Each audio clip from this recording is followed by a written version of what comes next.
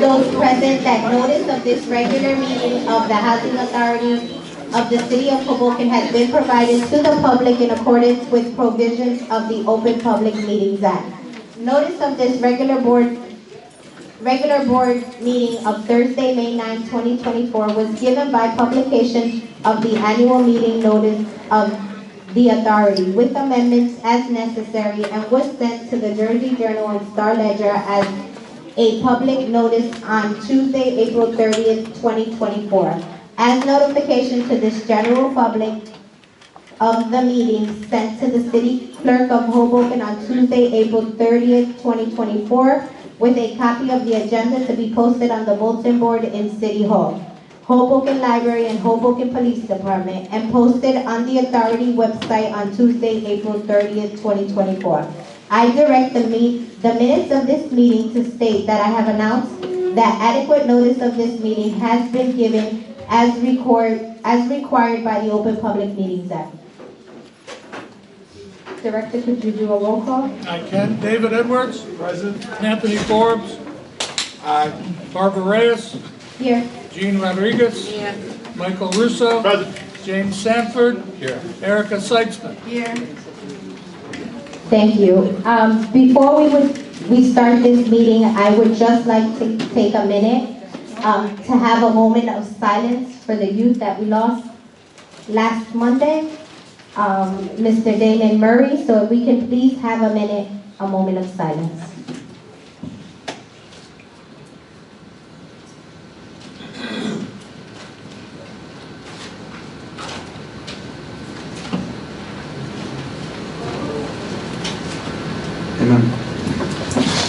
Thank you.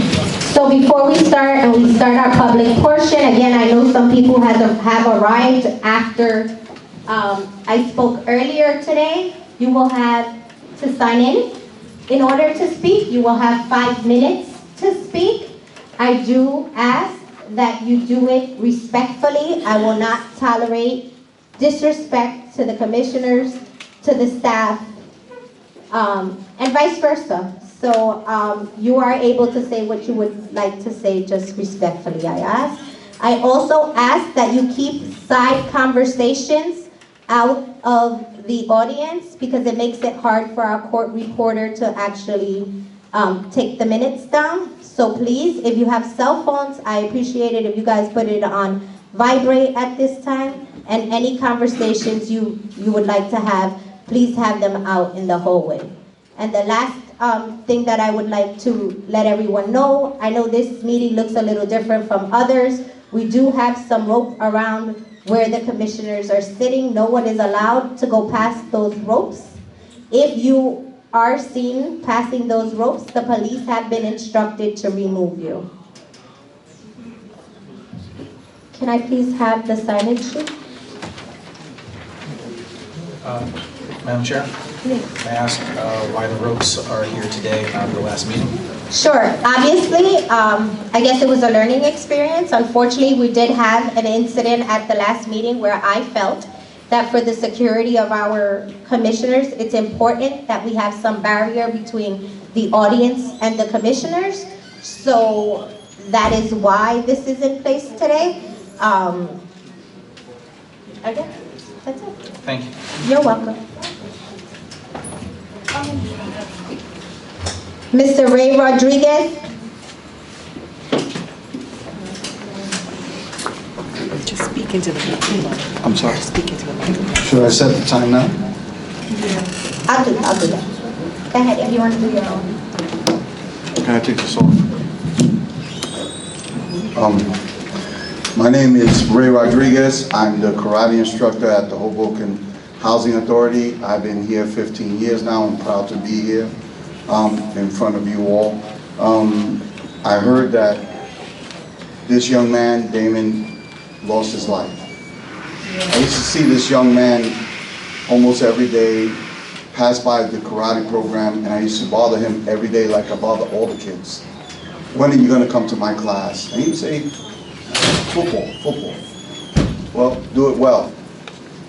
Could you imagine the contributions he would have given Hoboken, and the community at large if he was still here. So, because I'm saying this, I know that people want to see more. My nonprofit is dedicated to you, and we're going to do more. I left the papers on your seats. This summer, we're going to have gaming. It's going to be free for the kids. We bought 6 TVs, allowing us to buy also 6 consoles to allow the kids to play for free, get them off the street, get them doing something positive. But also be aware that we have a good karate class. It's there 3 days out of the week. We have guitar free. All these things are free for you, for your kids. And I'm asking the office of the Housing Authority, you have the numbers of kids that stay home most of the time. You know the household numbers. And I'm hoping that maybe you can reach out to those parents and offer, because a lot of these people don't even know I exist. Yes. They walk by and say, hey, how come your kid is not in my class? Person will say, I didn't even know you were here. That's a tragedy. So I'm available. I've been available to you guys for 15 years. And also we were just talking about a senior self-defense class. Oh, they need that. I also have a women's self-defense class that I teach with an organization called HALIA, Hispanic American Law Enforcement Association. And this year we're going to do it up so much, you're going to get tired of seeing my face. I think it's important for me to do more because that's what you need. So this year I'm going to be so committed to you guys, all you guys. I'm going to be so committed to you guys, and I'm going to try and do as much as I can for not just you, but for your kids. So look for it. You know, I mean, you know, I left you the paper there. Please, please, if you see these kids just doing nothing but getting into trouble, send them to me. I can't work a miracle, but I can do my best to help you. That's it. I'm very proud of all the kids that I've taught so far, over hundreds of kids that has come through that program. Either they're in the military, in college still, some of them are working city jobs, and I'm proud of each and every one of them. Now I got a whole bunch of little ones. All my other kids are in either high school, college, or they moved on with their own lives. But use me. Use me. Because I'm not here to showboat. Right now, in that, right there, I'm in the #1 martial art magazine in the world. But that means nothing to me if I can't do something for you. That means nothing. I'm in the 11th edition. They made 18 editions and they're still #1. But it means nothing. Because I've never, and Mr. Record knows, I don't like being patted on the back. I don't need it. So I want to say I'm sorry about your loss. I'm sorry that I didn't get to know this boy even more. That bothers me. That I didn't have that kind of relationship with this young man. I couldn't tell you how it would have been. I know he would have always said hi to me, and I would have always said hi to him, and I would have always gave him a hug, like I always do to most of the kids out here. With that said, doing more is important to me. So look for it. I'm going to try my best. This year is going to be a great year. And I hope that you start talking to your family members. If you see the kids hanging out, doing nothing, bring them to me. It's 5 minutes. God bless you. I'm leaving because I got a little girl that's 4 years old. And she has RSV. I lost a 13-year-old, so I know what it feels like as a father. All right? So, and I lost her from type 1 diabetes. She went into a coma and never came out of it. Thank you, Ray. Thank you.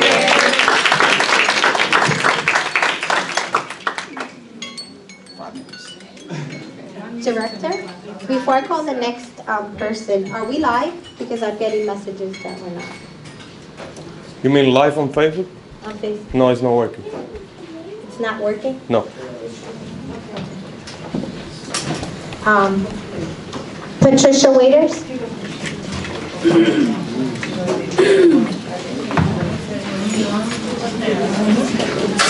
Can someone put that on the website, No, it's not Director? working.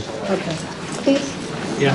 That unfortunately our feed is not working. Talking to the mic, Pat. Thanks. Yeah, he just said live. All right, just for the record, live is not working, Madam Chair?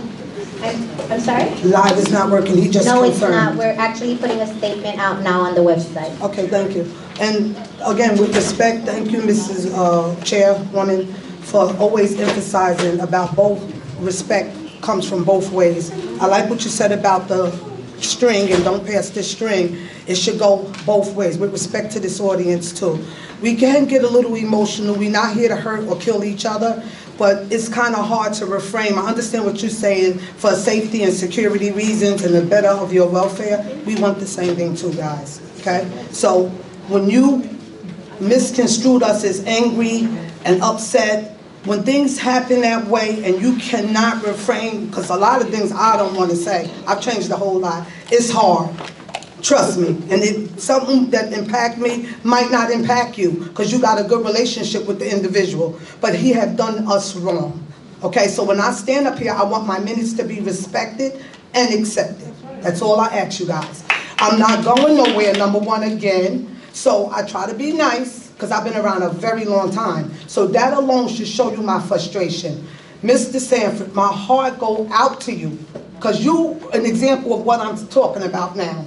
When you build a vendetta, and I see two resolutions that's really serious, Madam Chair, your public portion is the same, you just run it all concurrent with this, right? So if I speak on these agenda items, that's it, I speak on them now. That's correct. You Okay, still these have two- 5 minutes. All right, welcome back, Jeannie. Welcome back, because now I feel that we can confine in you because you old school. Yes. And you can't teach an old hero new tricks. So they can't put nothing past you, and I'm gonna hold you accountable for that. I already know they don't like me, so I don't have to vote. So when I see people that they put on this board, my rev next to you, I know it's gonna get done, because I'm not giving up. Amen. So respect this young man when he say no. That's his feelings. That's his opinion. That's what he experienced with y'all. And it's so disheartening to see your name to be removed, and right under it is your name to be removed, Director. And it's not fair. What bothers me is, when you seen that crowd here yesterday, you came here 2 weeks before that young kid got shot in the head, the two brothers with the BMW. Perfect example. I walked up to the car, you introduced me to your family. You was the nicest person in the world. We had a relationship like this. The minute you disagreed with me for speaking up and speaking out, I became on your shit list, excuse my French, okay? And now there's retaliation from there on. I want to tell you the seriousness tonight of retaliatory measures. When you retaliate against somebody, I need all of y'all to follow Leo Pellegrini's lawsuit. That's the perfect example. Because you don't like me, but I saw your dirt. Now you're going to try to hurt me. You're going to hurt my family. You're going to hurt my kids. Okay? And it's wrong. So you can say whatever you want, because you know what y'all say? In the court of law, it's hard to prove retaliation. I went to Kelly Pearson. She is high. She's the investigator for HUD here. And that was her. Were you sure you got evidence, Pat? Because it's going to be hard to prove retaliation. No, it's not.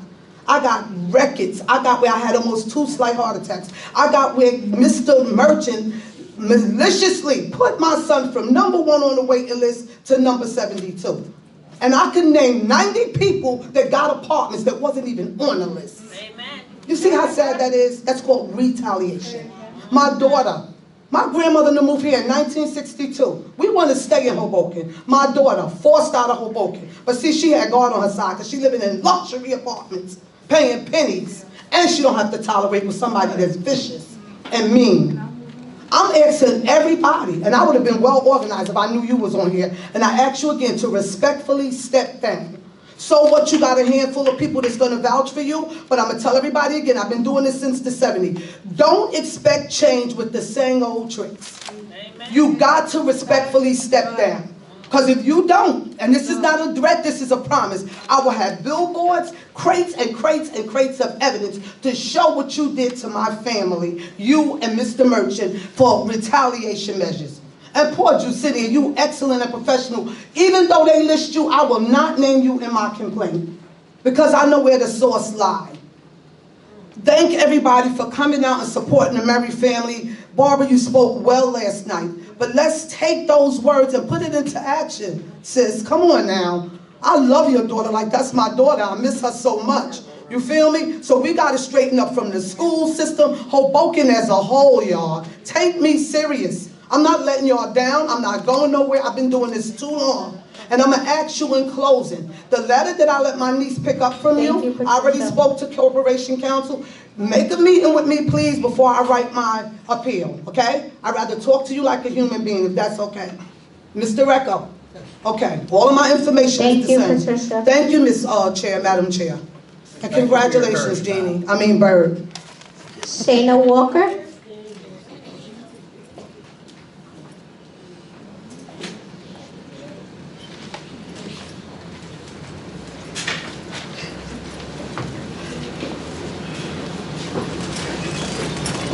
Hello. Yes, my name is Shayna Walker. I live in 501 Marshall Drive, apartment 2A, as an alpha. I don't come to these meetings because I'll be sick, and I got dialysis 3 times a week, so I can't be here a lot. But 501, that building is so disgusting. Disgusting. Dirty. And we have people popping the doors every day, have to deal with this. And then when you don't let them in, if you're in front of the door, you don't let them in, they get an attitude with you. You got the key. No, I don't. I ain't got no key. I don't live here. I ain't got no key. I'm not opening the door for people I don't know. I'm not opening the door. I'm not doing that. Because as soon as something happens, they'll say, oh, well, Shayna let them in. So no. And this thing with these dogs, I can't take it no more. They're letting kids walk pit bulls. Now, if that kid let that pit bull go, I have a dialysis arm that if this thing pops, I will bleed out and die. I cannot stop a dog from attacking me if the kid has the dog walking the dog. It's very terrible, very terrible. 501, y'all need to come in, Mr. Recco. Our rail been off for like a month. The rail, when you go first in the building, it's off. It's off the wall. It's off the wall. Then I have people kicking the back door like you're gonna go downstairs and open the door for them. Kicking the back door. Then when you go down there, the back door is open because they're putting stuff in the back door. It's just ridiculous. It's ridiculous. I'm not gonna let 501 be the back burner, because that building always been the back burner. That building is very, very, very, I love my neighbors. I have nothing wrong with my neighbors. I love the building. I just moved there, 2.5 years I've been there. And I've been fine, but the building is disgusting. Disgusting. Very disgusting. And it needs to be cleaned up. It really does. It really does. I don't like it. I keep my house clean. I see roaches in the hallway. Then when I tell the exterminator to do it, he does outside in the hallway, thank God. But I get my own spray, and I spray my whole floor myself. We clean that floor ourselves. And when the last time them buildings been painted? We got the same green paint. The same green paint. It's ridiculous. I learned from my mother, you have to speak up. Because if you don't speak up, like they say, oh, I don't want to come to the meeting, I don't want to come to the meeting, because nothing gets done. It should get done. Why? Because we live in low income, we have to live in dirt and trash. It shouldn't be like that. I love the builder man, though. He does as much as he can. But he can't do it all, too. It's the residents, too. Y'all got to keep y'all excuse my language, keep y'all stuff clean. Keep it clean. It's not hard. Back in the day, everybody had a job. I remember them mopping the hallways, sweeping the hallways. I do it. The lady does it on my floor. We all do it. Because it's terrible. It's terrible. As sick as I am, I still make sure everybody in front of their door and stuff is clean. It's bad. And these parks are disgusting. The thing is, the tar is coming up. The kids are tripping. You can't even get in there. And it's bad. It's bad. Thank you. Thank you, Ms. Walker. Linda Pizarro. Yes, Linda, L-Y-N-D-A, Pizarro. Could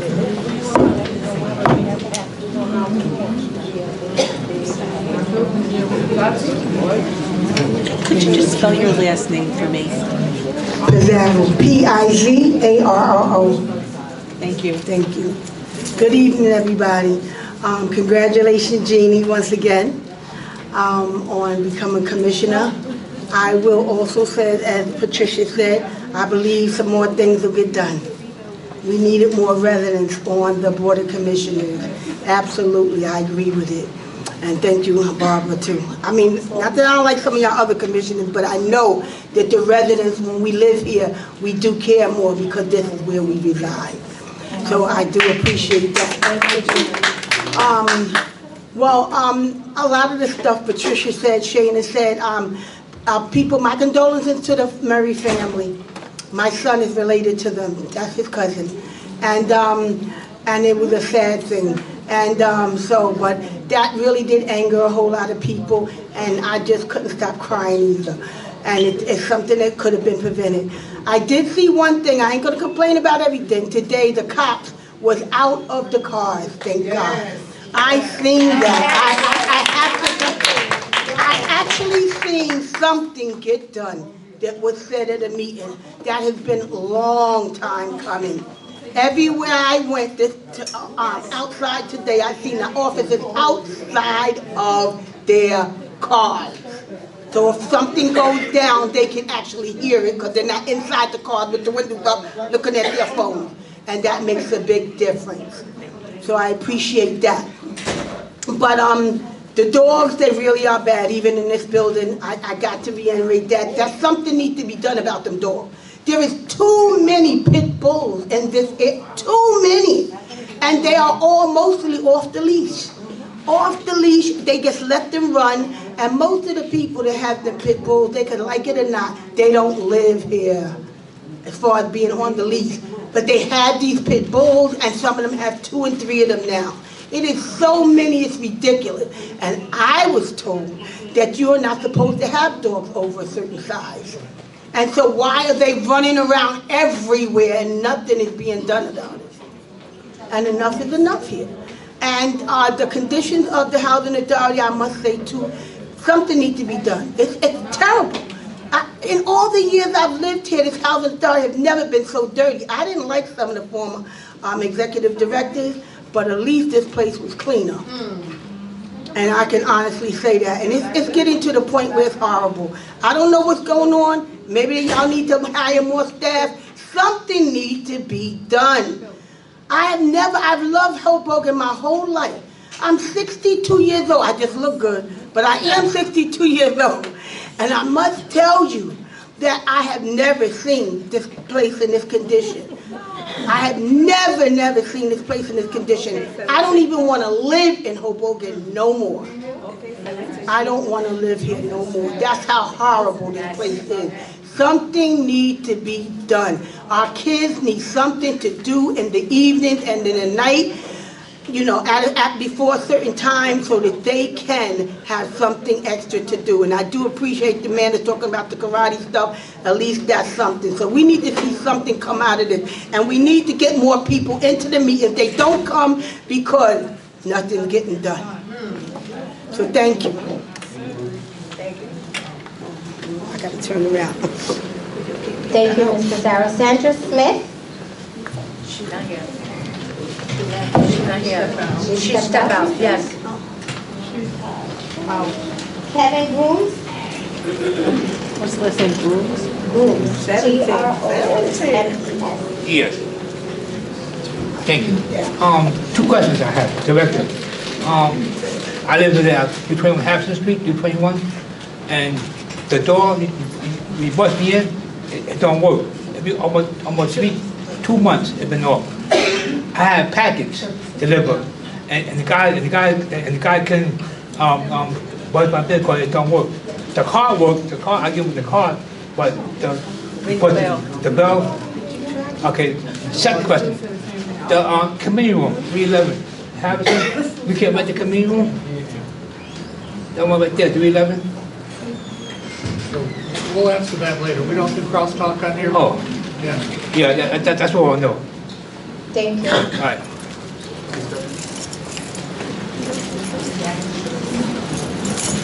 Councilwoman Emily Jabot.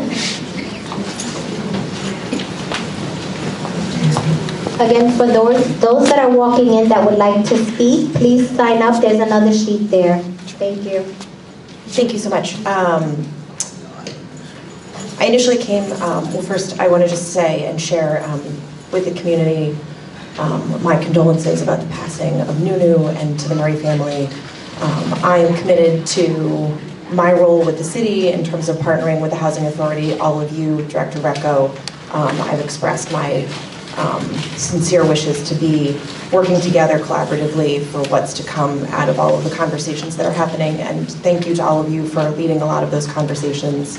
There's a lot of emotions, and I just wish to express my sincere condolences to everyone who's impacted.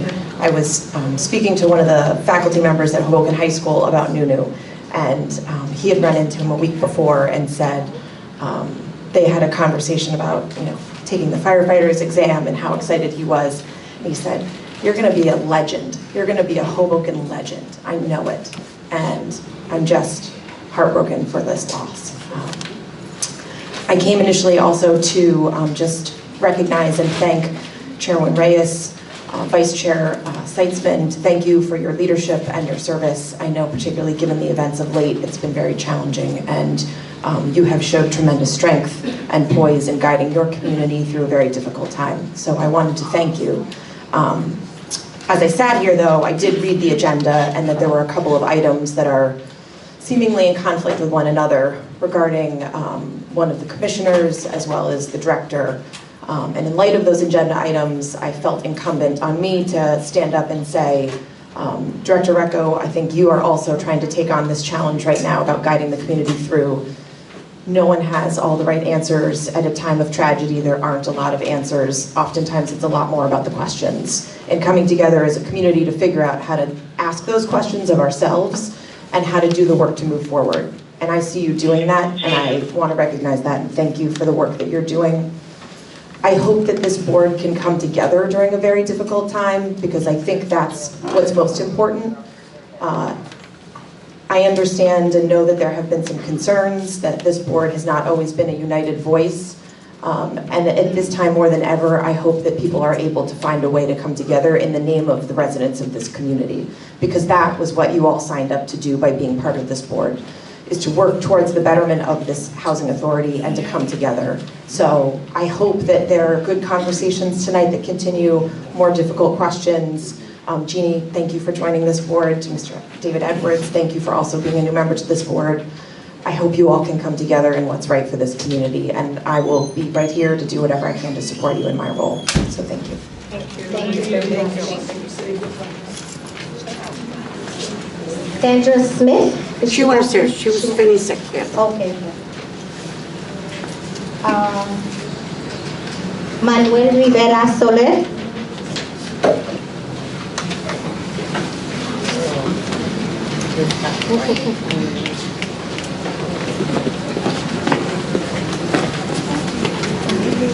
Good evening, Madam Chair, Commissioners, Director, members of the public. If you don't mind, I'm just going to move this a little bit higher. Thank you very much. First of all, congratulations to Ms. Jeannie Rodriguez. I came last meeting to be at your swearing in, but I guess I missed it again today, but I'll watch the playback. Madam Chair, I'm going to first speak to the agenda items, being that this is, I guess, one time we can speak on. The agenda items, I would like to be in favor of a couple of them and also question a couple of them. Very quickly, Talk though. a little louder, man. Just a little bit louder. Yes, I will. Is this better? Thank you.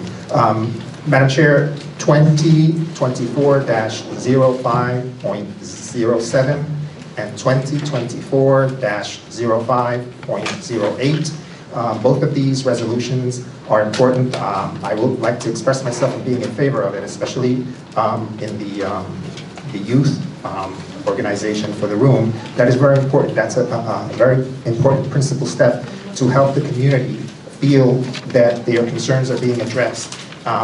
So again, expressing my favor in that, as well as in the one for the containers. But I think that when you're voting for them, you should take a split second to let members of the public understand a little bit, with not with great detail, but a little detail as to, especially the alcohol containers, what exactly it entails, so that people are not confused or feel that they're being persecuted in any way, which I don't see why they would, because there should be no open containers anywhere. It's the law. Then, Madam Chair, as well as Resolution 2024-05.09, 2024-05.10. These two resolutions, Madam Chair, are very important once again when you are coming up to vote for them, that they get explained a little further to members of the public. The reason for requesting that information for all of us is because the community needs to know if you're asking someone to vacate a seat, can we understand why and the purpose for it? Does it throw the authority in chaos when you should be more united and you should try rather working for the person? I'm not here advocating for the person, I just want to know the reasons why, especially as why would you change? Again, not advocating for the director, although I know him, I believe he's a good person. I believe it's just a difficult job. It's hard to please everyone, but I would ask, why is he being removed? The reasons for that, why do you switch someone? I would hold him accountable. I would make him stay. I would make it end the contract and make sure that everything works out the way it needs to be for the community and the housing authority. I would not run somebody off when the ships are down. I need that person who has empirical knowledge and knows how things work to be there. Now, your decision is yours. The public as well, they could come up and say what they feel, how they want to express themselves on that. But if you can let members of the public know that, and because I know my time is running out, I just want to say, again, I unite in the voices that have sent their condolences to the Damon Murray family again, and to the community. It's a loss that is going to be felt for a very long time. A member of the community so loved and so valued, to have that happen is almost inconsolable. But we want to unite. We want the community to feel that they are not alone. So with that, I thank you for listening to us. And I just want you to let members of the community know that they are going to be heard, that they are going to feel that you're taking their concerns to heart. And let's just pray that everything calms down, that we all get together and unite and feel that we're in a safe community, because this is a safe community. Everyone here knows each other for decades almost. So the love that was expressed in the council meeting yesterday, there was a little anger, but it's feeling is how the people feel. So again, I thank you for listening. I thank all the members of the public who are here present. To the members of the public, don't come just to one meeting. Keep coming, keep adding your pressure, keep adding your voices. Come to whatever community event is, because in numbers, that's where we have the force. When we are many, that's how we make a change. And again, thank you, Council, Madam Chair, and God bless you, and God bless this community. God bless the Hoboken Housing Authority. God bless Hoboken, and let's hope that God gives us solace, that God gives us the strength to carry on, and that everything that we need to come to fruition happens. Thank you. Thank you so much, Mr. Solis. I don't have anyone else signed up here on my sheet. I'm not sure if anyone else signed up. If someone would like to speak, now is the time to do so. If not, if you will close. If not, we will be closing public portion. So, okay, I'm sorry. No, I was just going to say motion to close public portion. I'm sorry, Commissioner Russo. I'd like to say a few words. Sure. I'm going to step out of my role of being the chair of this board, and I'm going to step into the role of being a resident of the Hoboken Housing Authority, right? I think many of you have known me. I've lived here for over 21 years. Never missed a meeting until my mom was on her deathbed, right? I served the board. I sat exactly where you guys are sitting. I have to say this because it's weighing heavy on me. I'm so sick and tired of the hypocrisy. The hypocrisy that we have, the advocacy that we have. The Housing Authority goes through things 365 days a year.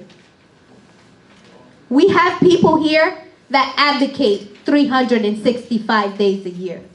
And then we have those who come here to advocate when we have situations such as what happened to Mr. Murray. They use us. They use us. I'm telling you guys as residents. They use us.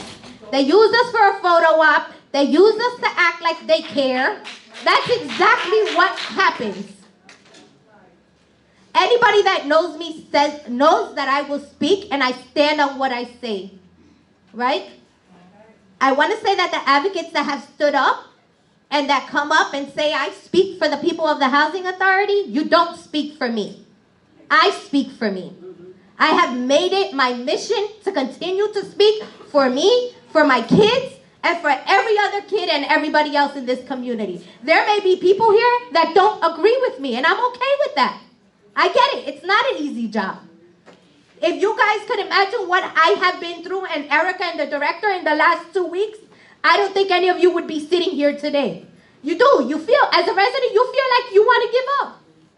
You do. I feel responsible that we didn't do enough. I do. Right? And it's easy for me to sit here as a resident and blame the police department. Right? The police didn't do enough. It's easy for me to sit here and say, Director, you didn't do enough. Right? Commissioners, you didn't do enough. Right? But when do we say we didn't do enough? When does that get said? Let's stop sugarcoating it. Right? Because it starts with us. We have everybody here coming here screaming, saying, we want this, we want that. We lost Chris Garcia. The first thing we heard from the residents was, we need a curfew. We put a curfew in place. You want to know what happened the first time the police department came down to take care of it? I was there. Shauna Oliver was there. Frank Merchant was there. They were attacked. We were attacked. What I'm telling the residents is you cannot stand here on a microphone and say that everybody is failing us, right? But we're not doing enough as residents. We're not. We're not. You could not, I do this job advocating, I do this 365 days a year. I do it at my job 7 hours a day, and I come home, I tend to my kids, make sure they have a home-cooked meal, and I get right back on to doing what I do for the Housing Authority. I do not get paid to do this. I miss games, my kids' games. I miss important events. But I also think that this is important, right? Because if I'm not advocating for me and my kids, who is? Right? So I'm tired of everybody coming here and advocating. You could not pay me enough.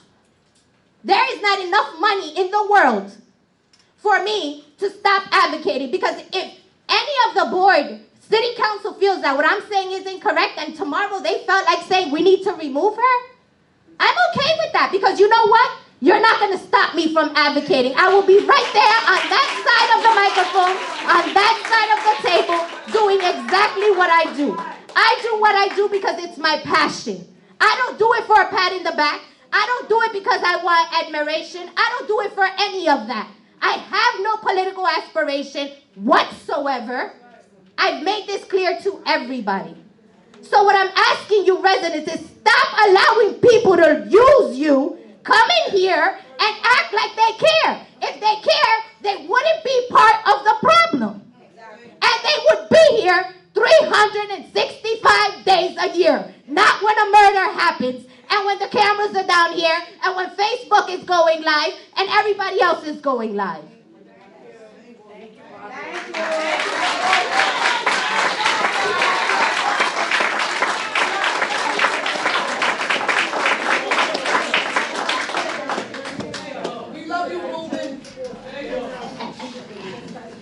Okay, so motion to close public portion?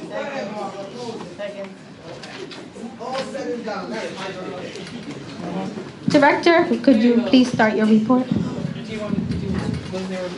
Oh, I'm so sorry. I apologize. It's not formally required. You can take it if you want to, but it's not formally required. Do you want to take the vote? Sure. So close. Sure, I'm sorry we missed that. The roll call? Yes. This is a vote to close public portion. Yeah. Vote to close public portion. I'm sorry, Director. Okay. Did we have a second? Second. Roll call, David Edwards. Yes. Anthony Forbes. Yes. Barbara Reyes. Yes. Jean Rodriguez. Yes. Michael Russo. Aye. James Sanford. No. Erica Seitzman. Yes. And as I start my report, I would like to, Director, before you start report, I'd like to remind you guys all that any sidebar conversations are taken to the hallway. Unfortunately, it makes it very hard for our court reporter to take minutes. So if you guys could just keep it quiet in the audience. thank you, Madam Chair, and I would like to thank you specifically from my vantage point of the incredible hard work that you and Erica do. We've been down so many paths over the last 11 days, from staying up all night, watching video, talking to police, making things happen. It's been grueling. I would like to say that if anyone has evidence, if anyone has anything that I or any of my staff have done, please bring it. Please bring it. We hear allegations, but we'd like to see it, because I hear this all the time and I just don't see anything that's produced. So to start my report, with great sorrow, obviously, a lot's been said. We're all still grieving for the senseless murder of Damon Murray, such a valued member of our community and indeed all of Hoboken. In those 11 days since that event, the sadness within HHA is palpable everywhere we go, in our offices, on the streets, in the recreation rooms, everything. Everything's difficult.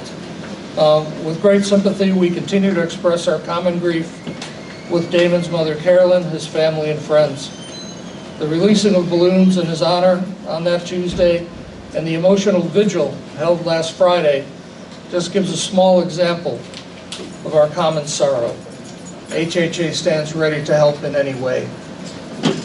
Our path in the last 11 days has been twofold, I think, from the Housing Authority. We've been listening and listening, and we'll continue to listen. We'll continue to listen to you, and we'll continue to try to do better. Because as has been said, we can all do better. We can all up our game. And then the other thing we've been doing is planning action based on what we're hearing from you, the residents.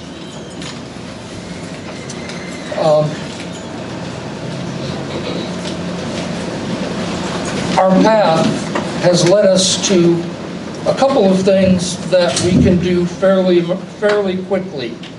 That whirlwind of support and the message of necessity of our community coming together against gun violence has hit home.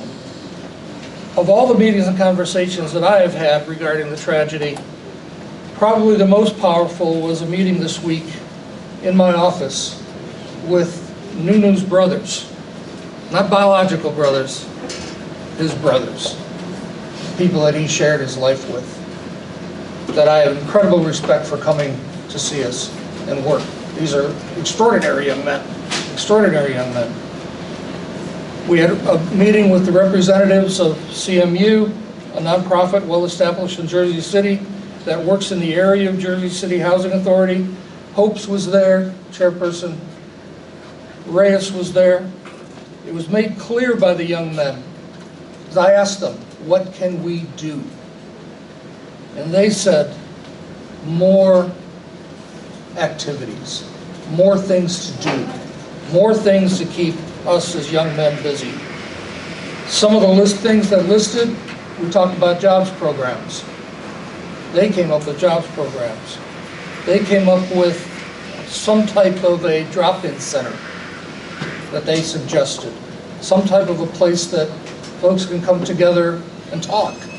Some place that would be manned, staffed, with people that can relate to them, people that look like them, people that they can actually sit and talk to. alternative places to congregate, increase sports opportunities.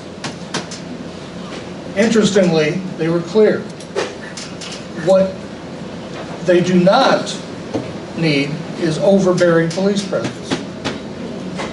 So they certainly acknowledge that that's important, but we need to do these other things as well. One result of that meeting is a proposal that's in front of the board tonight to immediately designate the community room at 311 Harrison as a drop-in center for youth. It's in front of a resolution tonight, and I think that speaks to something I think Mr. Brooms had asked about not being able to rent that center again. In the near term, unfortunately, the answer is no. We have to, as a community, make some choices. And that community center isn't rented a lot, but I understand when you do want to rent it, it's a great resource. But are we going to be able to open a center for our youth? And I'm not talking about 2 months from now, I'm talking about next week, all right? Next week. Let's get people in there and let's have our youth be able to come there. Let's look, and volunteers are certainly welcome. And needed. But I'm also putting some of our resident services budget aside for some people like these young men who have committed to coming, but could use a little money to come and be committed to stay there. So that's my plan on the open center, is to have it open, monitored whenever it's open, and use it exclusively for that purpose. Now, we're going to start simple. The idea is to just open the doors. Come in, right? And then if that group that meets decides they want an air hockey game or a football game, then they can come and we can talk about it. And you know we'll do it. But that's as simple as that. Let's open a door. Let's have a place for people to meet. Let's not make it too complicated. We're not going to have neon signs saying, come here, come here. Just open the door. Come and see us. And let it grow if it does. A second initiative that we can do right away is that of a summer jobs program. I'm going to be proposing, I propose that this be sponsored by HHA virtually immediately. I met with our maintenance department, these fine people back here, about what we could possibly do quickly. And what we're going to propose to you, and I can bring you the full-blown proposal in June, in time to get it going by the end of June, is that we bring on 6 school-age youth and a supervisor that will work with them. That's a mechanic type person that can teach them the idea of reporting to work, of teaching them some basic skills, whether it be picking things up. Come on with me, we're going to do a P-trap. Come on with me, we're going to place a faucet. And that we keep that program going for the summer.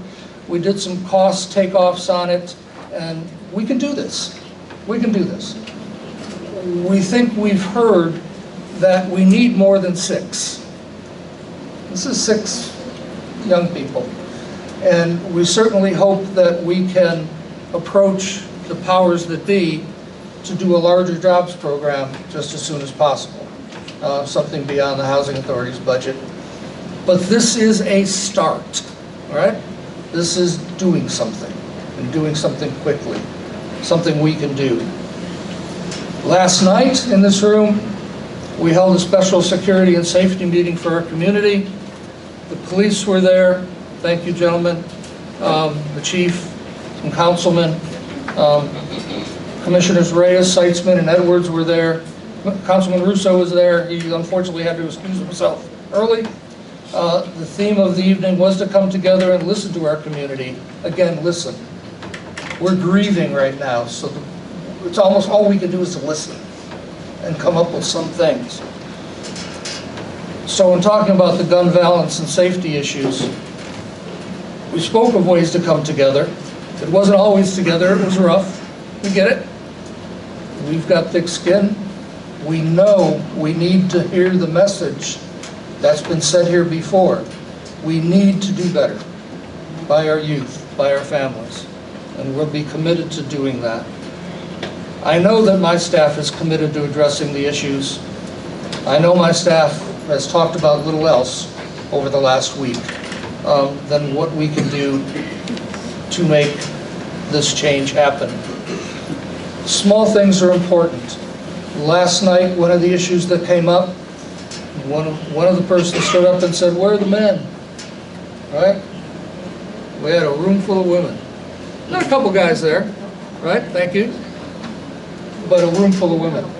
And as Frank and I walked back to the office, there was a group of guys, and we started to talk. And they started to say, "Invite us. We feel we're not invited all the time. You have these meetings and, a lot of ladies come, but we don't always feel part of it." And yes, we want to mentor these younger guys. They were of that age, I don't know what you could say, maybe 30, they're a little older, obviously mature, sitting talking, and we had a long conversation. It turns out that I got my first opportunity to meet Damon's dad. He was one of them. And just absolutely committed to saying, let's get together, let's continue this. So probably the third thing I want to say is we're going to follow up on this. We men need to hold our men accountable. Say, come on, let's get up and let's have some surrogate fathers to these guys. Let's have a male role model. And I think that's important. And I'd love for anyone who wishes to join us in that effort to join us, because I think that's important. I think it's real important to have that. Enough of that for now. My heart's breaking. So. Get on back to business. I will say to you that this is probably the latest I ever published my report to you, and it's probably the shortest. But it was a tough week. It was a tough week. So give me some slack. We must remember that our redevelopment is a step-by-step process. We have had a series of meetings with the city, instituting the required environmental studies for our properties. We're making progress. We're working out the details of the scope of work. In order for us to do our applications with the Special Application Center HUD in Chicago, we have to have a Part 58, what it's called, environmental study, and Chris Brown and his crew are being tremendous, working out the details on this, of the city doing that with us. I'm glad to announce that the Fitzpatrick Law Firm has completed the RFP for development partners, and I should have said in here, not only the Fitzpatrick Law Firm, although great kudos to them, we have had input from people around the country that are professionals in this. Our development attorneys, Rita and Kavanaugh, our enterprise partners, our HUD partner has gone through an edit. Our staff, I have done an edit.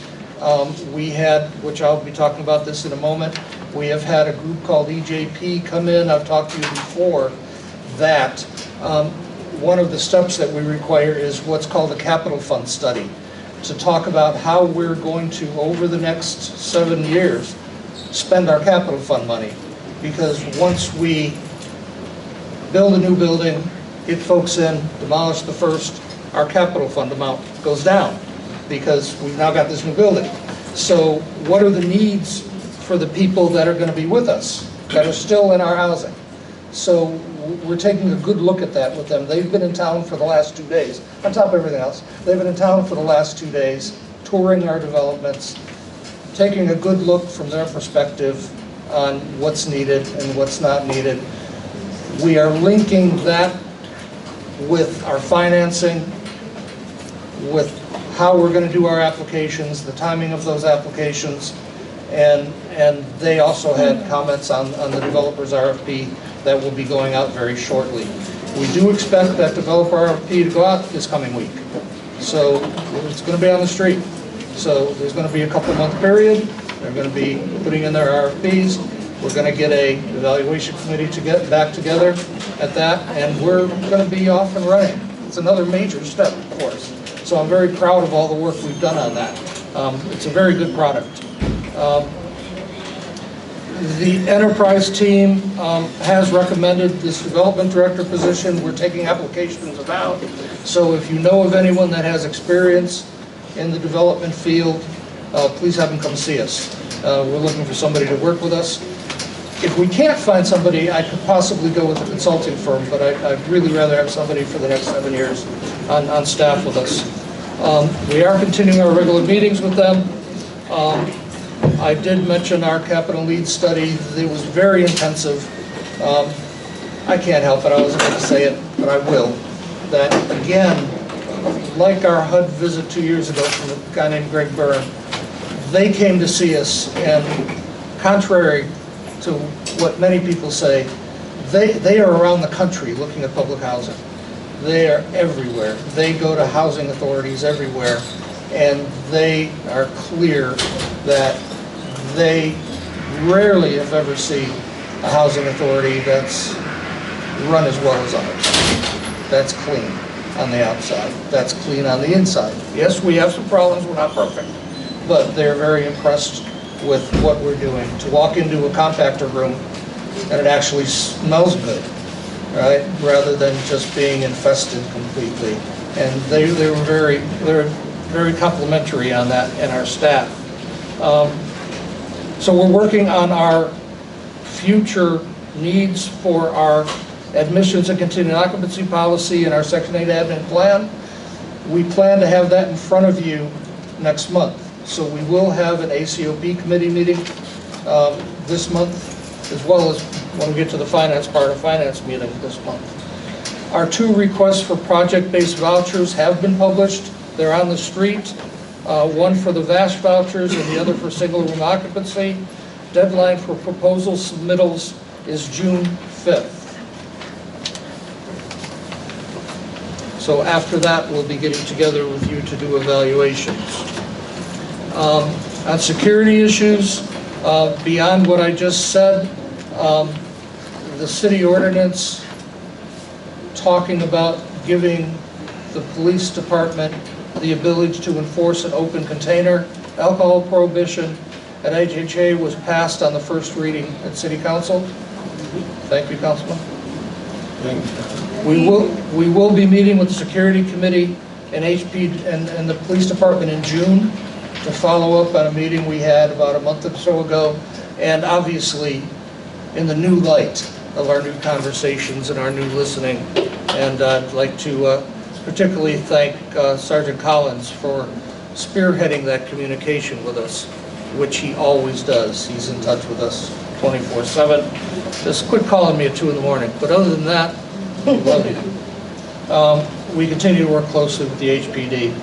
I continue to encourage residents on a personal basis to come and see me. If you've got a railing that's off, if you've got a building that has some problem, please, let's talk. Call me. Most of you have my cell phone number, and you're welcome to have it before you leave. So if you've got an issue like that, please. I usually meet with 10 to 15 residents one-on-one every month. You do have to make an appointment usually, because I live by meetings, right? So if you come in, if I'm not in a meeting, I'll be glad to see you, but odds are, when you walk in, I'm scheduled with something. This is important. I will be holding my next round of meet and greets that I do every 3 months by the end of May. Might slip in the first week of June. But as we publicize these, and this came up last night too, often we will have these meet and greets, and at the Harrison Andrew Jackson, we'll get 7 people. We'll get 5 people. I want to see 50, right? I want to see you come out. Let's wrestle with these issues. Let's talk about them. Let's not let them die. Let's make sure that we're together because we're stronger together. And we're stronger if we actually communicate with each other, because we're all human beings. So please come as those are advertised. You'll see them. Now at Monroe, Adams, and Fox Hill, you guys are always coming out. We love you because we really have active meetings at those sites. Housing for Hoboken will meet on the week of May 20th. Special projects, We had 2 successful paving projects this past month, now that the weather is broken. The defensible space fencing is out to bid this month, and I will be giving, at the Harrison, Andrew Jackson meet and greet, I will have the charts up, I will have a demonstration of exactly what we're proposing to do and how we're proposing to do it. As we've talked about before, this is a defensible space idea that if you think about 400 Marshall and 220 Marshall, you can walk all the way through there. It's wide open, all right? If the police come, people scatter. What we're talking about is fencing from the building back to the light rail. So people that are in your buildings have a space they can defend. That's your space behind your building, right? So you should be able to defend that space. So we are taking a look at putting that fencing up in those areas. I'll have a full presentation for you at Harrison Gardens. Meet and greet. The Adams Garden generator is complete. We're just waiting on PS&G to do some hookups. Replacements of boilers at 655 6th Street, 501 Marshall, 540 Marshall, and 320 Marshall are essentially complete. We're just waiting for the end of the season to do the final blowdowns on those new boilers and get them ready for work next year. The Monroe boiler replacement here is in process. Permits have been obtained, installation has commenced. As part of the special capital fund allocation in the amount of $3.5 million for use only at Harrison Gardens. This is a special allocation just for Harrison. Security camera installation on each floor has been bid. The A&E is reviewing the submittals on that. We are going to have cameras on each and every floor, on each and every stairway. We're going to have coverage. So if somebody's doing something in the hallway, we'll be able to see it. The courtyard improvements and fencing are also out to bid this month, and the exterior door replacements at Harrison Gardens. We're going for new doors again. We're going to have some upgraded security doors. They're about 5 years old and they've been beat to death. So they have. It's tough sledding over there. Yeah. We have applied for CDBG funding. Thank you, Steve. For our playground surfaces. Someone mentioned that earlier in the public session about our playground surfaces. So we've applied for help through CDBG to replace those playground surfaces. That should be able to be done fairly quickly, should we be approved. Can we please keep the conversation outside of the room? We have applied in that same application for CDBG for new trash bins. There is a product out there that has closable trash bins. So our dumpsters can close, right? They're automatic close. And they've got both recycling and trash, large doors. You can put those in and then it locks tight. So our little rodent buddies can't get in, right? Because we're continuing, and I understand, we're continuing to fight that fight as well as the rest of Hoboken is, but we are continuing to fight that fight. And our next major step in fighting those guys is stopping their food source, right? We have to come together and say, we don't leave bags out on the street, we don't leave things for them to eat, and I think our trash dumpsters are party time for them. It is party time, and we need to find a different solution. Part of that is coordination with the city, because the city then has to have a different device to pick up those trash bins. We're working with the city, they're being great. So we're working toward that now. Just a note, so you know, our new, what they're calling HOTMA regulations, have to be put in place before January of 2025. They're actually pushing us for October of 2025, but we all think they're going to give us an extension. that we learned because the whole country's going in this direction. These are extensive policy revisions. We're doing resident. We did one training with the residents. We'll be out for more. We do have to have our entire software system reconfigured because it has all new forms for resident intakes, for resident recertification. It's all new. So we have to retrain on everything from top to bottom.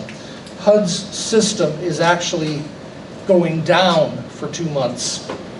It's not going to be operable for 2 months. And then they're going to light it back up. Good luck. All right? So we hope everything goes well. And they're still kind of saying, oh, they were first saying it's going to go down in July, be back up in August.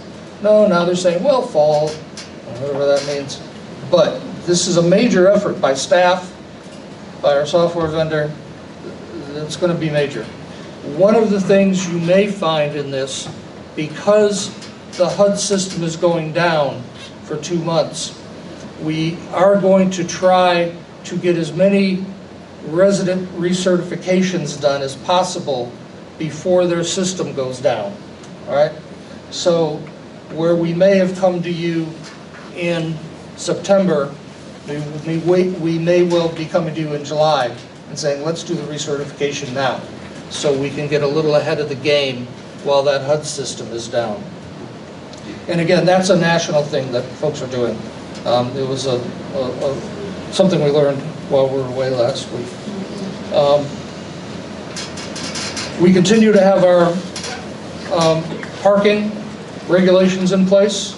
The next step in that is we are looking to do a numbering system so that every parking space at the authority has a number. So when we assign number 45 to somebody, it's yours. 45 is yours. And it's going to be on your ID card. I own 45. So if there's any question of you coming home to your reserved handicap spot and you're talking to a tow truck guy, 45's here, that's my spot, someone's in it. Right? So you'll see that coming soon. Yeah, you'll see that coming soon. Thank you, Frank. Will we post signs? You're doing well, of course. We'll post signs stating that these are reserved We already number do. spots. We have spots, we have signs now with people's license plate on them. This is just another step because we'll be able to transfer that to their ID card now. So on the Housing Authority ID card, we'll have your parking space number. So it's one step better. Director, I have a quick question. Are we back up with those signs? Because I've gotten some concerns from some residents who have submitted all the paperwork. They did put reserved on the floor for them, but unfortunately they didn't put a sign. So they're having trouble with the other residents who are saying, well, your license plate isn't there. Any ideas on that, Sammy? What happened was... Let's come over, Sam.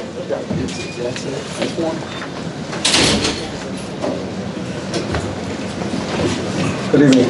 So what happened was, we did purchase the signs. Now, the signs that were purchased were actually the wrong ones. They weren't the ones with the number plate on it, which we would like to identify the car with the plate. So we had to send them back to receive the proper signs. So once they do come in, they should be here within tomorrow or Monday. Those signs will be installed. So I just jumped the gun a little bit and put the reserves on the floor. And I indicated to the resident, this does not mean that no one can park here right now because your plate is not on the wall. Once your plate is on the wall, you can proceed and call the tow truck or call Frank and get it towed if that's the reason. Before you sit, Sammy. Yes. I'm going to put you on the spot. Okay. The call box issue that was brought up in public session, where it's been down for a while. I know we've talked, but I would like you to... Okay, so the call box system, it works off, so we have 3 buildings. They're working off of one line, one phone line. They're not individually. So 501, I'm sorry, let's go. 308, 310, and 312. There's one that's been down for a while. So I would need to know what building is that? 321, they said. 321. Has been down for over a month. Yeah. Okay, so that I would have to follow through with because we've been waiting for a part for that sign. That's why the arms are open as well, because the call system is actually tied into that parking lot. Right. So we're waiting for that part to get in so they can fix the issue with the call boxes. We are I thought you was sorry. referring in regards to the Right. timing, So I time wanted you frame to on it. address that. Yes. And while we're on that topic, it did come up last night also, and I want you to know we're doing a study now on our call system. Our call system, or buzzer system, if you will, is based on telephone. So when you want to get in, you call, and then you're buzzed in, right? Yes. There's a gap there. There's a They're time saying gap it's there. too long. So It's too I long. know that when you put, let's say 3, and you hit call, it's like 60 seconds, or correct. something, and there's a timer on the Yes. thing before your phone rings, and residents are concerned because they feel that's too long. So before to they're get back ready to, go. so answer that question is where I was going at first, which that's the question I thought he was asking. So we're working off of one phone line for 3 buildings. So that's like almost getting a busy signal because all 3 buildings are actually using that same one phone line.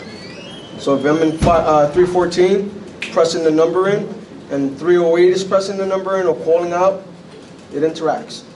So that's why it gives you, but it will respond within that 60 seconds, which I tried it today.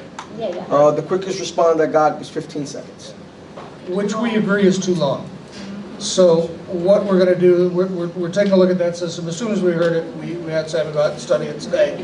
We're going to talk to our service providers, see what alternative systems we can have. I'm not too sure it would be possible to hardwire every unit into the front door in every building. Maybe. We're going to talk, we're going to try. But my challenge to our providers is going to be, what better system can we get? Because we're sensitive to that. If you come home at 1 in the morning and you want to get into your building and you're standing there for 60 seconds, that's a long time. Right? But that also takes effect, I'm sorry, that also takes effect on the Wi-Fi on your phone system as well, your cell phone. So if your cell phone has no Wi-Fi or whatever, you're not connecting, the call box is trying to connect to your phone while you're making that call. So we're going to take a look, and we'll be back on a report to you next month. We just started yesterday, we talked yesterday. Sam went out and started the study today. We're going to see what we can do to improve that turnaround time, because it bothers me too. Again, listening. Thank you, Sammy. Occupancy and rent collection issues. In light of the rent collection being a major talking point at our last meeting, I would just like to expand on what I explained at that meeting regarding high rent balances being a problem, and yes, it is a problem. But I want you to know that, as I said last month, it is a national problem. It's not and I will defend my staff, it's not a fact of us not doing what we should be doing.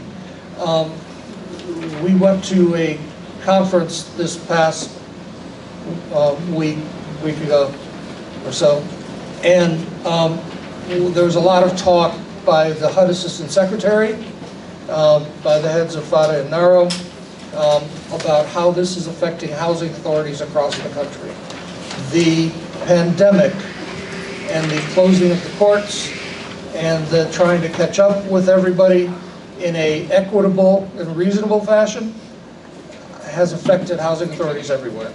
And I put a couple of attachments into my report for you folks to read at your leisure, but it kind of talks about the issues that that housing authorities are facing nationally, right? So I do want to demonstrate that as we strive, and we are, to collect these balances while being fair to our residents, I just spelled on that, we do know that we're using best practices from every housing authority across the country, and I know you're holding me responsible for that, and we'll continue to work for that. We did have a snapshot of our management reports. In public housing, we had 2 new lease-ups, 3 transfers, and 2 move-outs. And on our account aging report, I think I will hand it over to Mr. Merchant to say a thing or two.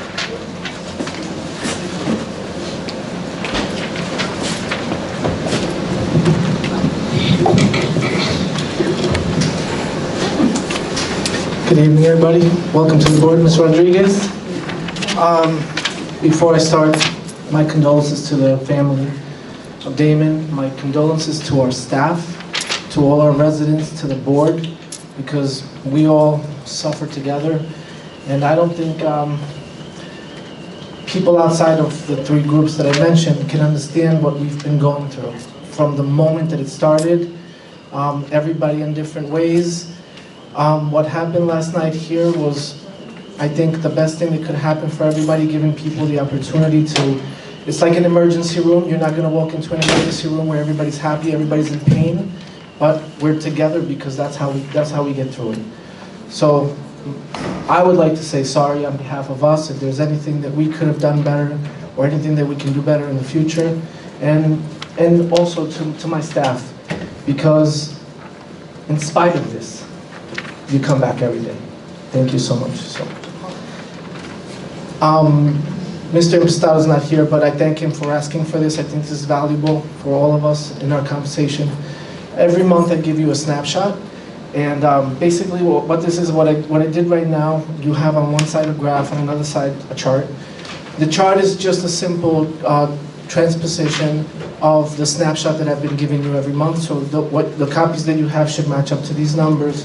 I'm going to give you, each month I'll give you this running totals here, so you can always look at the numbers before to compare for conversation purposes.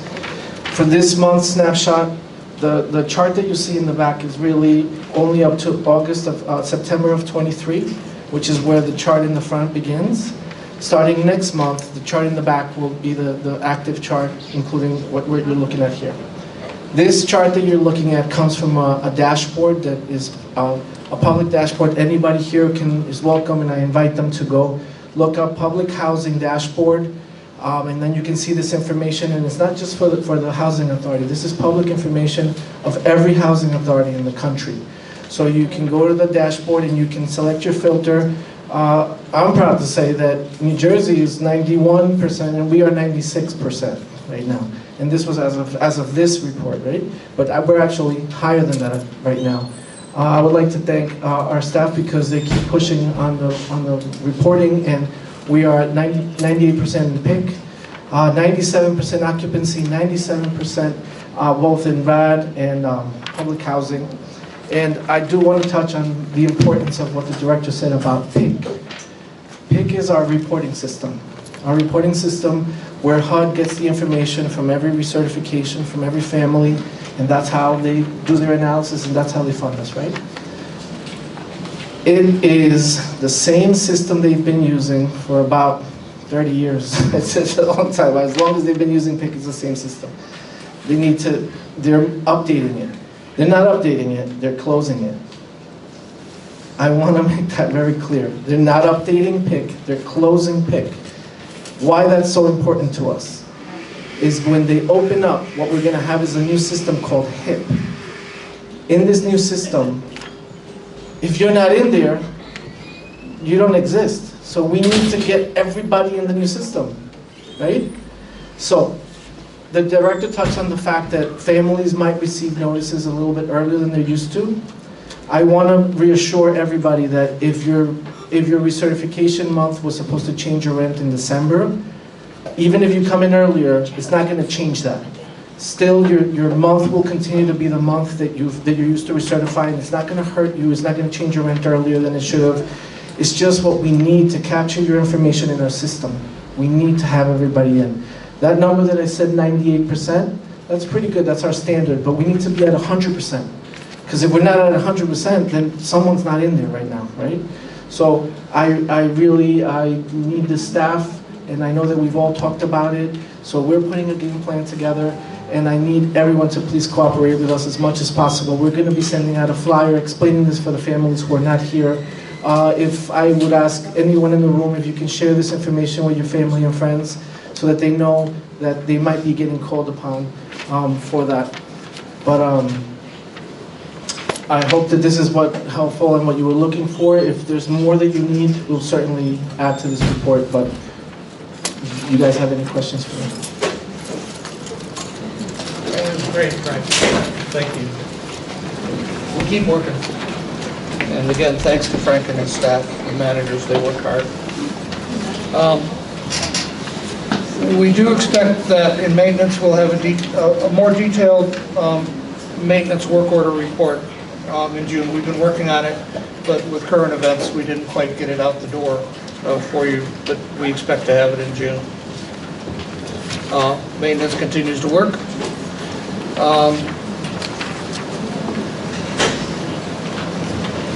As I've noted before, I'll just breeze through this a little bit. The answer to all of HHA scoring well and doing well is our redevelopment. We must be united and move forward with our redevelopment to solve our problems. This capital fund planning consultants that came in, again, reiterated to us that the only way we're going to solve our problems is through redevelopment, our maintenance problems. They understand because they've seen it. When you've got leaking stacks, when you've got water filtration coming through the side of the building, when you've got leaking water pressure on supply lines, you're chasing your tail. And we'll continue to work hard when you call to come out. When you say come, we're going to be there. And if any of my staff isn't, I expect you to call me. But we're proud of what we're doing, but it's a real challenge, and I think we've got to understand that the end result must be our redevelopment. Our buildings are tired. They've past their useful life, and HUD agrees with that. We are planning on calling a finance committee together in June for a full review of our quarterly financial statements. At that, I talked to Commissioner Edwards earlier today about this. We hope to come to you with something in June, a little before July. I said July in there. We won't have our last quarter completed before July because the bills that come in have to be calibrated. But we will be coming back to you with something in June. We'll have a finance committee before the next meeting so we can spend some time and really get the finance committee up and running. Our New Jersey Housing Mortgage Finance project is just waiting on the Housing Finance Agency. We're done. We just got to get closeout papers for them. But it doesn't affect us in any way. If you remember, that was a 5-year forgivable grant, and we are now in year 4. So 80% of that $12 million has been forgiven. So we only have 20% to go, and all we need to do is wait for March of 2025, and done. Yes. Finance has been working on finalizing the fiscal year ending 2023 audit. I think Emma's back there. Do we think we'll have that done for July, Emma? Do we know? Yes, it will be submitted on June Jim, 30th. Emma, could you just come over here? Okay. He said he thinks the audit will be submitted to us by June 30th. So we should have that for you. Question? Yes. Is that fiscal year 23 or 24? 23. Because we're in 24 now. That's right. Well, we're in, oh, go. Yes, it's the fiscal year ended September 30th, 2023 is the audit. The audit is required to be submitted 9 months after the fiscal year ends, so no later than June 30th of 2024. Right. And our 2024 fiscal year ends at the end of September in 2024. Good, Emil? Anything else you want to say about that? No. He's been working. And Daniel Perez, would you like to give us a brief presentation? And I know I didn't get that into his report, but it is in your report. Hello. Snapshot. Hello, everyone, Director, Commissioners. Thank you so much for the opportunity today to present my deepest sympathy to the Murray family. And they have many hard days, so please let us keep them in our prayers, right? I wanted to speak a little bit of what happened at the meeting last night, and there was a call for more programs and more services and more resources, right? And thus far we have built on this foundation of like services and programs. And you heard from Ray Rodriguez that spoke about, the karate program that has been at the Housing Authority for 15 years. And, the Boys and Girls Club that has been serving the residents of the Housing Authority since around like 1984, 1985. I spoke to Gary today and also Mr. Martinez, and they assure me that every youth from the Hoboken Housing Authority can go to the Boys and Girls Club for free.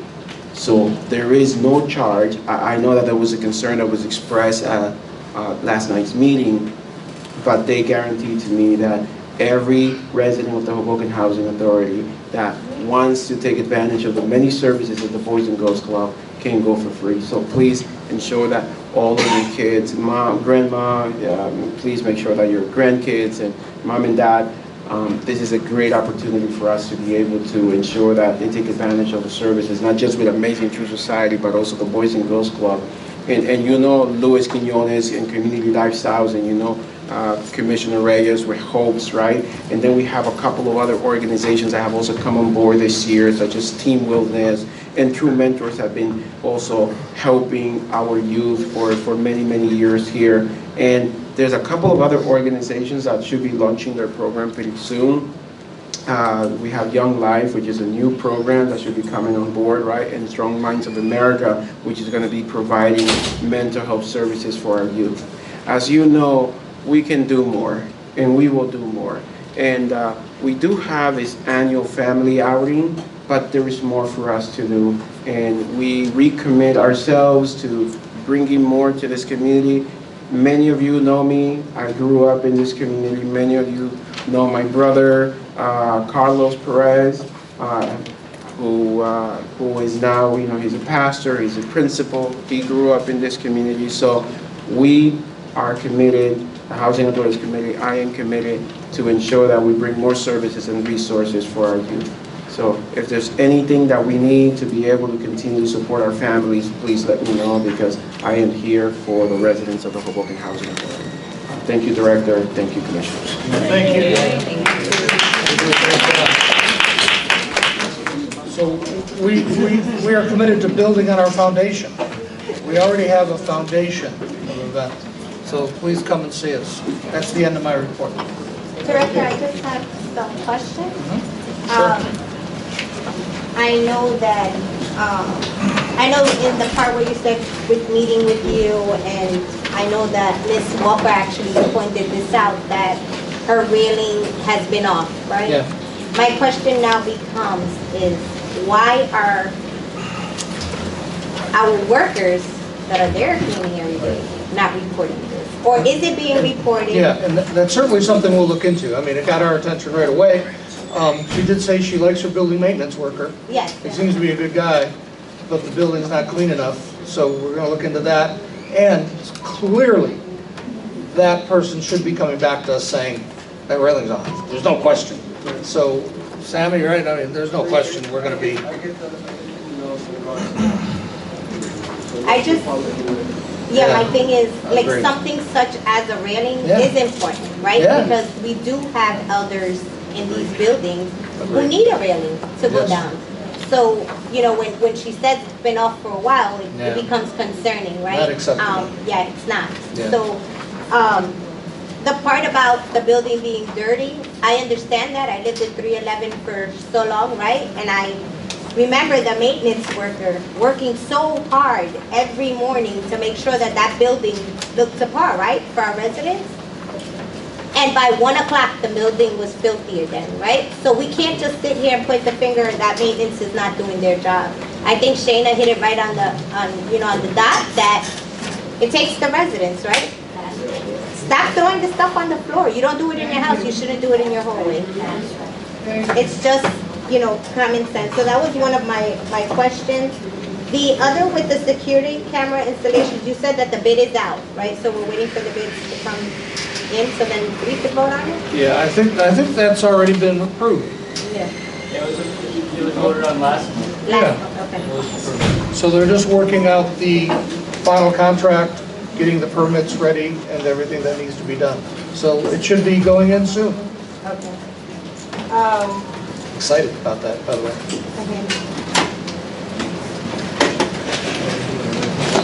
I think that was it, Director.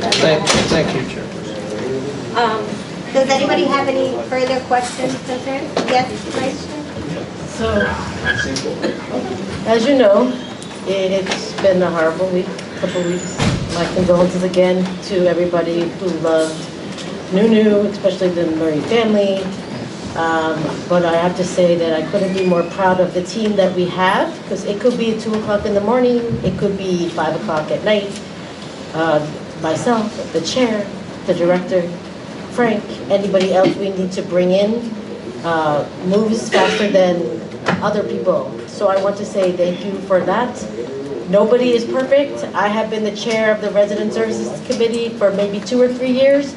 And every meeting we sit, we brainstorm, we're not perfect. We try to bring in different programs. We've been trying really hard every year Councilman Russo knows this very well, that I have been on a mission to bring in the HUD self-sufficiency program, and they have denied us. It's nothing to do with us. It's like, I heard it's bureaucratic paperwork, not that we have been doing anything wrong. So we have been trying to think of other ways to do that same programming without just holding on to your money, because we can't legally do that, but we could provide or work with our partners. And I understand that everybody's in pain, and I hear you, and I think we all hear you. And the only one thing that I would ask is that after we had our venting session, and maybe people need another one, I certainly understand that now is the time to cry, hold your tears, everything, not hold in the tears, take the tears flowing out, and hold each other's hands and make a difference together, because we have certainly been trying. We are certainly not perfect, but we are definitely committed to making it better. Thank you. Thank you. Madam Chair? Sure. Just thank you. One question that I had, opening up the wait lists, right? So I know we had that ready. Sure. Kind of came off, and now just, if you could just give a quick. I sure can. Yeah, as I mentioned in part of that report, that we're coming to you with a revision of our admissions and continued occupancy policy next month. So what we did is we went back, we retooled based on all of the questions, and we think we've come up with a very clear, good system that will be included in that new admissions policy. Rather than come back immediately and do an amendment and then come back and do one, we decided we'd go back to the drawing board, make sure it was right. Now again, we're going to be meeting with that committee, going through it in detail, and checking the oil on it, making sure it's clear, and making sure everyone's concerns are met. Director, if I could just make a suggestion. Yes. I think it's probably one of the biggest requests or questions I get is the process, right? And we try to explain it as much as we can, especially here at these meetings, but as we all know, we kind of see the same faces at the meetings all the time, right? So I think there's a better way for us to communicate that out, even if it's a bullet point kind of document that just says, look, just because you were on a wait list 6 years ago, when we redo our wait list, you're not on that wait list anymore. A lot of people don't understand that, right? It's a brand new wait list, and it's not a cumulative thing over time. I think that's where a lot of people get confused, and although probably most people in this room understand it, we understand it, but a lot of the residents don't understand it. And I think that's something that we really need to drive home, because if you were on a list, you got to get back on the list, right? It's not like you stay on that list over 5 years or 10 years or 20 years. Because we hear it all the time, and I'm sure even the residents here know that. We hear it all the time. I've been on a wait list for 20 years. Well, you really haven't. We do expire those lists. Right. No, we go through the whole list. I mean, that old list. But it's not the. Excuse me, quiet please. Guys, It's not the entire applicable list, right? So we get 1,000 applicants. Right. We only pick 600. Right. Right. So those 600 are expired. Understood. But the other ones have to come back. That's right. That's what I want to make sure we're very clear on that, because a lot of people think that just because they applied once, that they're automatically we just re-up it, right? And that's not the way. I think that's good advice. Thank you. Thank you. Thank you. Yeah. That's all I have. So Director, you say, when would that be in front of us? In June? It's going to be in front of you in June. It's going to have a public comment period, so you will do, hopefully, an approval on it, subject to public comment. We're going to have a public hearing on it. We can tweak it, make some changes.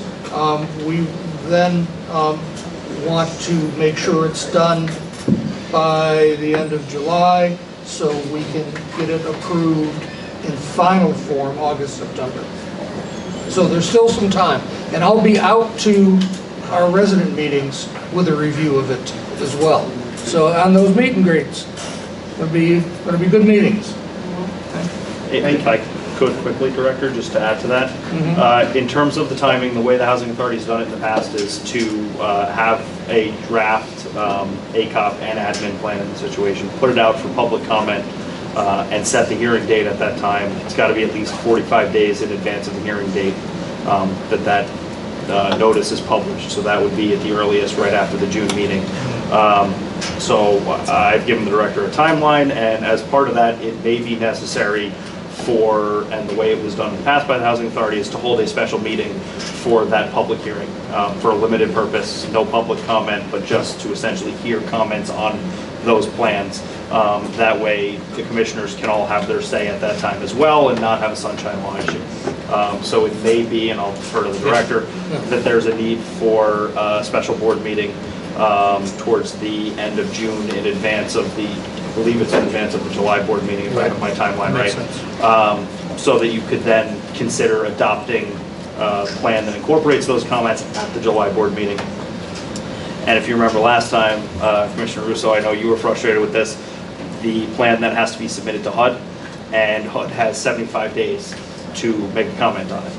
The hope, I know on the authority's part, is that those comments would come much more quickly than 75 days, but last time they made us run out the clock and made us wait 75 days. So it may be that those changes aren't effective until sometime in September or October. So my understanding is the current plan is those wait lists wouldn't be opened until those changes are in place. So I just want to make sure you're all aware of the timeline. And again, I think it's just important that we keep communicating that to people, because I get the question all the time. Aren't you opening up the waiting list again, right? So it's, people understand that it's coming and they want to see it come as fast as possible. Well, that's why I wanted to understand the timeline. And I appreciate that, thank you. I think a frequently asked questions type thing up on the board, up on great. the website would be really good. Something we pass out.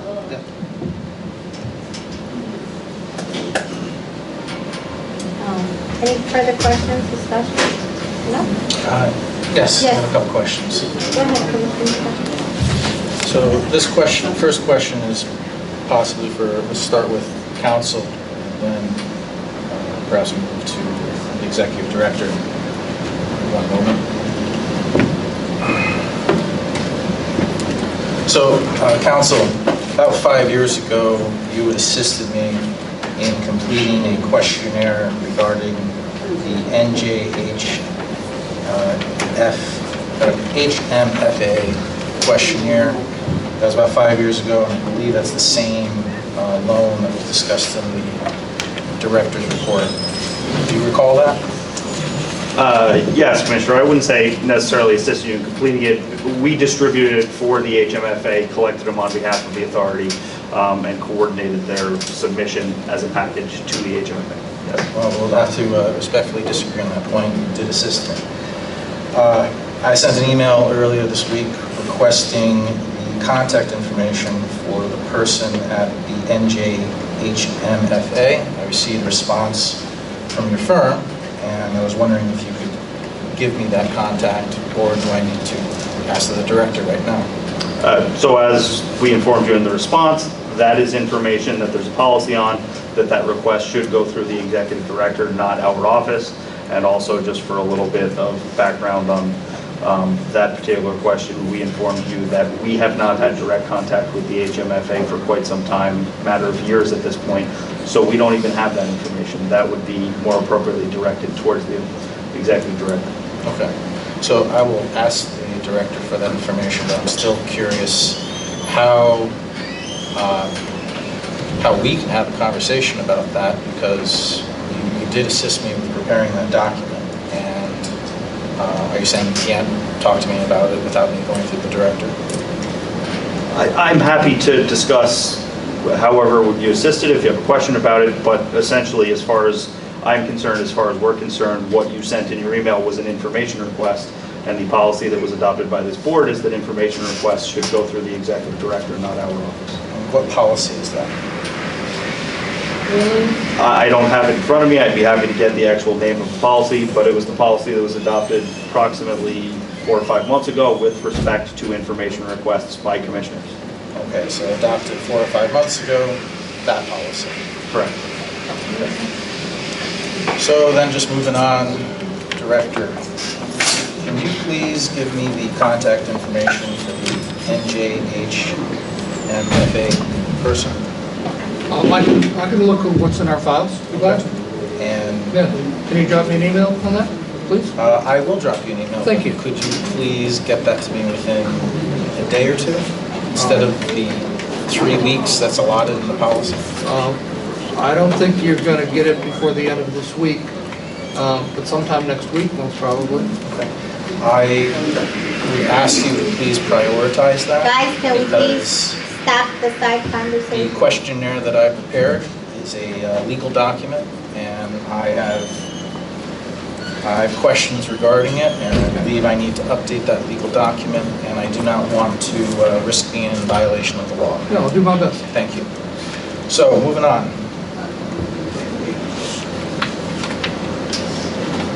And I'll just ask a clarification. So, Director, you have your report here of security issues.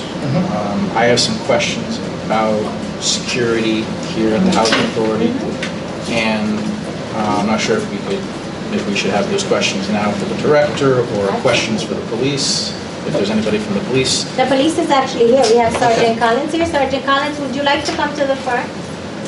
Not that you can wait for a moment. I have a couple questions I'll ask police and the Director. Thank you. Sure. So,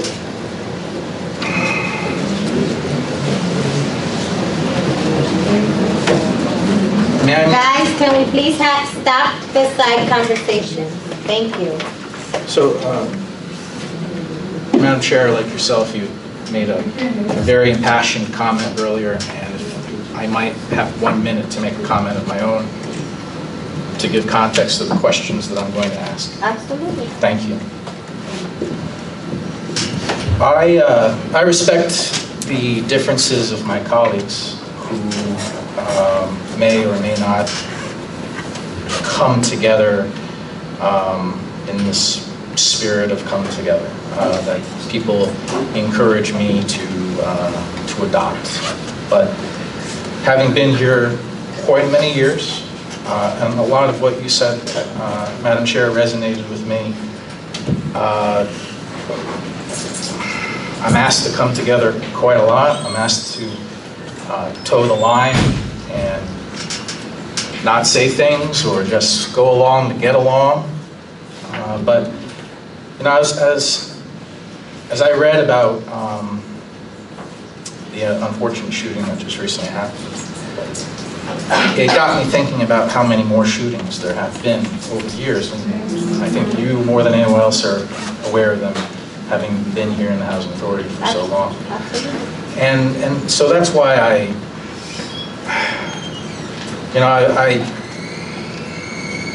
had a lot of trust in the authorities. I had a lot of trust in the Director. And I just did a Google search of media articles going all the way back to 2017. And not 2017, it's kind of where I started, because that's when Mr. Rivera passed. That's when Mr. Rivera passed. And then we had Mr. Garcia, who also passed in September of 2022, and now just recently last week. So, in addition to those unfortunate deaths, we've also had several gun-related incidences at this housing authority, or within the borders of this housing authority. Absolutely. An attempted homicide in February of 2021, another attempted homicide October of 2021, a carjacking with a gun in March of 2022, And just a disclaimer here, I'm going off of what I've read in media reports. I'm not entirely sure, and that's part of why I'm going to ask some of these questions. Absolutely. In November of 2022, there was someone pulled a gun on the corner of 2nd and Harrison. I believe that's within our housing authority. June 2023, on the 500 block of Jackson, there was a shooting, and that's I believe, related to possibly an illegal liquor stand that had been operating. I'm not sure if I'm getting those details right. Then, back in November 2023, on the 300 block of Jackson, there was a gun-related crime. So, I mean, that was just a few months ago. So, I want to start my question going back and trying to understand the problem and work it forward. What was our security plan in 2017? And then how did that change in response to the violence that has occurred through 2021 and 2022? That's a general question. I was hoping someone could help me to understand that. I'm just saying it from a resident's point of view. I think that everything took a turn for the worse, and the residents probably would agree with me, when we no longer had the police on site, right? They were not being paid to be on site, to have a location, and they were no longer here as they were previously. So I would say from a resident's point of view, I think that's when it took a turn for the worse, when they were no longer, they didn't have their precinct here anymore, right? That was closed down. That's my recollection of it. Director, I don't know if you have more, more information regarding this. Sure. And I think certainly the idea of community policing continues to be important. And I think we've tried to work with police department. They've been very responsive to us, but we haven't had the amount of money possible to pay them to go back to that. We frankly got into some trouble with HUD for paying them through the account we did. We weren't legally allowed to do that, and we had to repay some serious money back for that. Since that time, and I think this goes from back then to now, and Commissioner, I can't put myself back in 2017 at the current time. Probably look at emails and probably look at where we were. But one thing that has been consistent is working as closely as we can with the Hoboken Police Department on a daily basis, on a weekly basis, having them give us as much information as we can to do what we can with the power that we have.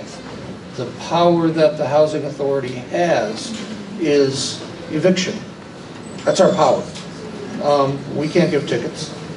we can't arrest people.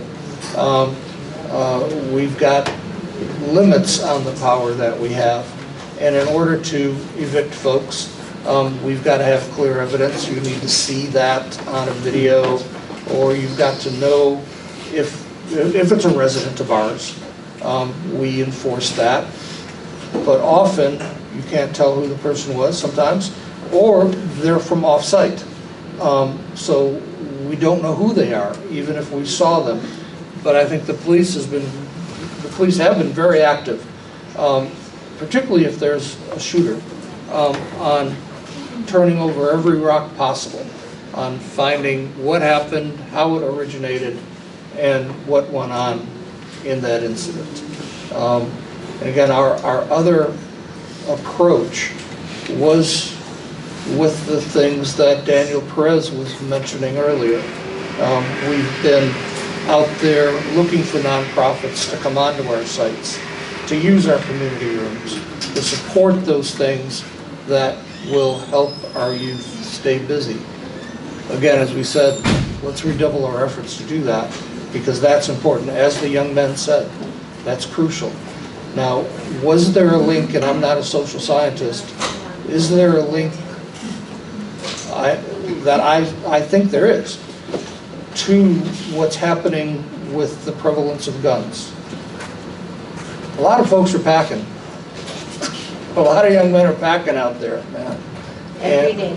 They are, and we're there. I'm in the middle of them. Our staff is in the middle of them, our management, and we walk and we talk to these guys, and, you know, and we see these arguments happen between them when we're not here.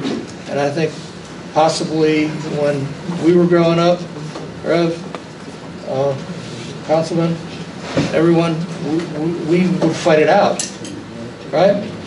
I got more than one bloody nose growing up, man. But now that gun comes out, and boom. And there's just this change in our society that they can get guns, they're purchasable, they're out there on the black market, and it's really, really a challenge for us. And I don't know, Sarge, maybe now's a good time for you to stop in, because we work on this so much with the sergeant on these issues. And I think you've been with us most of that time. May I say something as well first? Mr. Sanford, you're pointing out every one of our issues. I work in Jersey City, in Greenville, and that happens every day. And every day there's a board in Jersey City fighting hard to stop it. I'm not saying that everybody has the right to speak and everybody has the right to ask questions, and we're gonna listen to everybody, but sometimes, like I tell everybody, it would be nice to come up with some solutions instead of just barking. Thank you. That's your point is well taken, and that is why I'm asking questions to find solutions. Sergeant, welcome. How are you? Hello. Hello. How are you? All right. So, anything you'd like to add to what I was saying, Sergeant? No, We work so closely we do. together. We do. You think it's kind of true what I was saying, that we're a journey? No, we work well together, the Housing Authority and the Police Department, especially with communication. If there's any questions, though, I happy to think, answer. Sarge, what he was saying, and maybe you couldn't hear him out in the back, Yeah. was he kind of pointed out every incident, gun incident that has happened Right. in the Housing Authority since 2017, correct? Right. Based upon Based upon a Google search. Okay. media search. Yes, so he did that, right? And he Okay. wants to know what has changed since 2017 to now, because it seems like it's just getting worse, right? So what changed security-wise that this is happening? And correct me if I'm wrong, Commissioner That is Sanford, exactly the right? direction I'm going. Okay. I mean, if you're asking about what we do, how we patrol and whatnot, I'm going to direct that to the police chief. He was here last night. By all means, please email him or call his office. You can make an appointment with him to speak to him about that. We don't openly discuss our deployment. That just can't be done, and that's any police department. There are patrols in this area. It is part of a district as well. I mean, if there's more of a question, if you're going to ask about how we plan it out and tactics or whatnot, I have to refer you to the chief of police. That's for him to answer. I have a question too. So, the perception, at the very least, right, the perception is that it has been getting worse, and I feel that as well. Is there a way, and of course I don't expect you to know off the top of your head, but is there a way that maybe communicate back to us to let us know kind of what the trend is, even prior to 2017, right? Like, even if it's the last 20 years or whatever it may be, like, how has that changed? And if there's anything from a policing standpoint that you could point to that might kind of indicate why that has happened and if that has happened. So, and again, I don't expect you to know that offhand, but I think it's probably good information, as the commissioner is probably alluding to, that we have those types of conversations, and we may be able to bring them back to our I think, so one thing, I'll speak for myself. So 2017, if you think about what happened that year, bail reform became active in the state of New Jersey. I don't believe this is just a Hoboken issue as well. bail reform came under Governor Christie in 2017. So I know you do your due diligence, all of you do, but obviously it's your question. I would read up on bail reform, I would, thank you. the pros and cons. In my opinion, again, I think there's more cons than pros. That's my opinion. And I think from us saying, what I heard you say from 2017 to now, correct me if I'm wrong, I'm not saying it, we believe it's gotten worse, right? Well, I don't think... Hey, one at a time, guys, everybody can speak. Go ahead, Commissioner Sanford. Yep. Yeah, if I may. Yep. And I mean statewide, not just Hoboken, when I say that. Saying better or worse Mm-hmm. is solely, purely subjective Okay. and opinion. Mm-hmm. Because what I would like to review, and I would hope that the information presented to the rest of the commission, all of it, is the data, the hard data, and the policies in place at certain periods of time. Because the perception is, and this is, again, this is subjective. I put together a list. I'm sad to say I stopped counting at 10. I went back, I started from January 2017 and moved forward, and then I only saw what I read in news articles between 2017 and now, and so this is what I found. And I've always known of these unfortunate past 2 deaths. Honestly, I had forgotten some of the other gun violence that has happened here.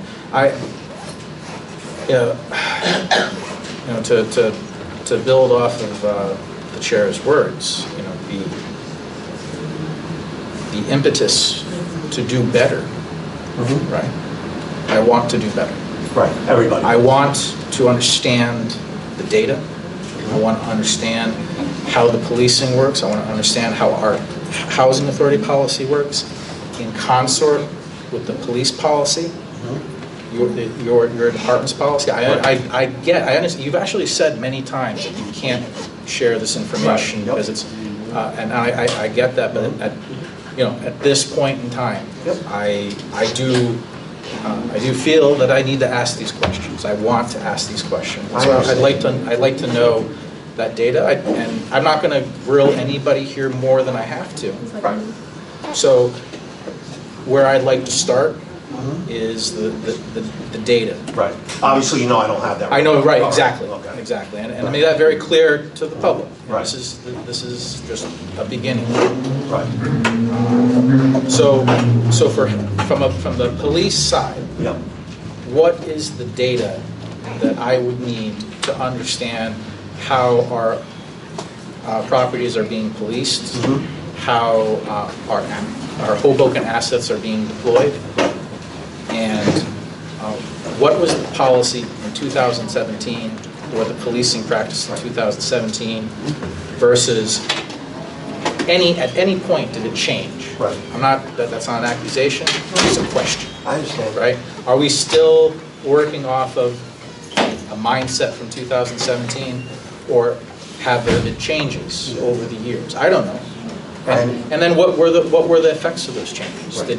Was there a dip in one kind of violence versus? I mean, this is only just the physical violence that I'm talking about. I don't know about robberies. I don't know about break-ins, and that's what I would like to have. And I would encourage the rest of the board to also have that information available, and the director. So I think off the top of my head, first and foremost, I have to refer you to the police chief. Okay. But, and don't forget, from 2017 to present, that's 3 police chiefs. So, on top of that, Chief Ferranti, there was acting Chief LeBeau, and now there's Chief Aguiar. Okay, so I'm just off the top of my head thinking, first and foremost, for any of those answers, policy questions or anything like that, that has to go through the chief's office. And anybody here, and I'm sure you're aware of that too.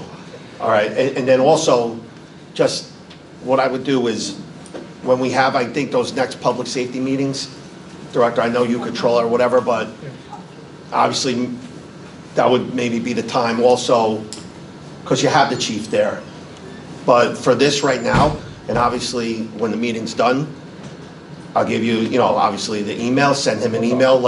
You should definitely try to set something up, even if Barbara wants to, you know, communicate with that to get that going with you guys. I can understand your questions. I understand you would want those answers. It's something that has to go through the chief of police. It has to. Thank you. So just the next steps, I will follow up with you after the meeting. I'll get the chief of police email. I will formulate an email to ask for the information that I specifically would like to be shared with the board. Right. And we can start from there. Okay, yep. Thank you. Sergeant? Yep. And I know this may well be your opinion, but how is the camera systems working and what has that added? Have we been able to catch people?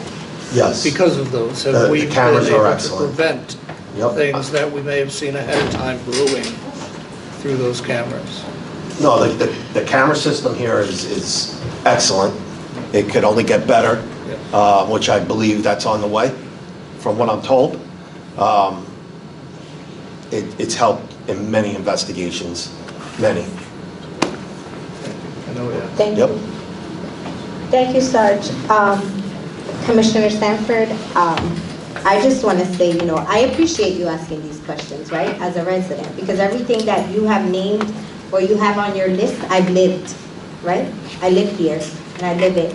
And I really would have wished that you would have done that instead of, I guess, not working with your colleagues, been part of the committees that we have, right? Because the security committee is very well involved with the Hoboken Police Department. When Sergeant Collins sits here and says that we have meetings with them and the chief is there, the sergeants are there, there are some officers that we just know because of our security committee. So this is how and why it's so important for our colleagues, all of us, right? When we sign up to be commissioners, to participate, to be a part of these committees. These committees are not a waste of time. They give us all that information that we need. So I do appreciate that you have asked these questions and that you are showing concern for the residents, and I just wish you would have done it a lot earlier. So thank you. I'm only going to say that I'm not here to criticize. And Neither am I. well, I take that as a criticism. You have the right to. You definitely have the right to. If you feel that way, again, that's your prerogative. I'm not trying to do that. I'm just stating the facts because I think what the residents do not know is that we sit on this board and we don't show up once a month. Everybody on this board here has numerous meetings a month, right? There's people that, because unfortunately, Commissioner Sanford did not want to play a part of being part of the committees, have had to take on extra committees so that we can get things done. And as I stated previously, we could blame everybody, right? We could take blame, right, for everything. But let's stop pointing out the problems and being part of the solution. Don't be part of the solution when you had a whole year. He and I came on board together. And I'm here, what, 2.5 years now almost? And I have not stopped working since. So, again. Madam Chair, I've been here off and on. You came for on with me. 12 years. Yeah. And I've lived here 21. I've been here longer than you. You've been on this board. Correct. Correct. And all I'm going to say is we all serve in our own ways. And in 12 years... Excuse me, please. In 12 years, there's always politics. There's always people trying to snap a headline or a photo op. What you said about that really resonates with me. And you're It is sickening to me when people use a person's tragedy. You know, I really wish I could show emotion the way you show, the passion that you have, okay? And I want to, just to clear the air a little bit, we have our differences. Absolutely. But the one thing I've always admired about you, the one thing I've always respected, is that I've always felt that you have the residents' interests at heart. Absolutely. And when I interact with you, that's what I think about. That's what I try to remind myself. I've tried to make myself available to residents, and Please. you know, it's had mixed results.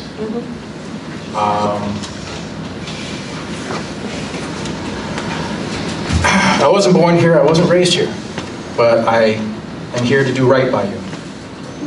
I'm not paid anything. I get a lot of grief for no pay. I get a lot of pain. And as this evening goes on and there's a resolution here to potentially remove me from the board, you might understand some of the challenges that I've had to go through, not just for a day or a month, but years. Years of challenges. I'm going to leave it at that for now. Because I just want to say one positive thing about the chair, which is I do think she cares about you. That's all.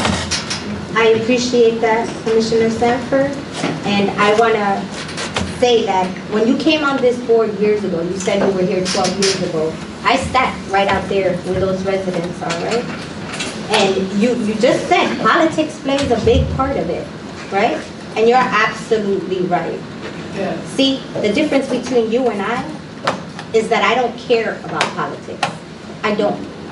I don't care, like I stated before, if the council decided to remove me tomorrow, if the mayor never spoke to me again, if any politician decided to come after me, I do not care about that, because you know what? I live here. I live everything that you're saying and that now all of a sudden you want to be a part of. I live it all the time. So I appreciate your kind words, your admiration for me. And I admired you at one point when you were really here for the residents. And I think some of these residents remember that. I remember Jeannie serving on the board with you. I remember having great conversations with you, speaking with you, being able to conversate. But having a colleague on the board that we're not allowed to speak to, that we have to go through our lawyer to speak to, is not helping this board, it's not helping our residents. When these important resolutions come up that are for the betterment of my own, and you vote no, how do you expect me to respect you? How do you expect me to believe that you're here for the right reasons? Because I have not gotten along with many commissioners on this board. Andrew Eplastato, he and I were not best friends. But you know something that I did admire about him? Was that he did vote, he did care. When it came to the residents' resolutions, when it came to the betterment of our livelihoods, he cared, he voted, he participated in committees. He may not have been at every event, but he participated. So when I have a commissioner on a board that's so important to me because it's my home, and you don't participate in committees, we can't speak to you like I speak to every one of my colleagues here, or doesn't embrace my community, right? We have events. I have yet to see you at one. You know the difference between me and you? That I don't care if people like you or not. I'm still gonna show up. Because that's how people start believing in you, when you show up, when you show that you care. So when you want the respect of the residents, you earn it. And earning it means being a part of them, being a part of our events, voting for the things that make us better, that make us who have to live here 24 hours a day, 7 days a week. Voting on those things, that's what helping the residents is. But not coming here once a month and putting on this thing for everyone to see you ask 100 questions that could have been asked at a committee meeting. And asking these questions that could really have been answered at any point, because I think everyone here on this board, including Jeannie, who's just been put on the board but has served on a RAD, calls any one of us, even the director, and the questions are answered. But when you put stipulations that we're not allowed to speak to you because we have to go through our lawyer, or you don't want to participate, how are we supposed to work together?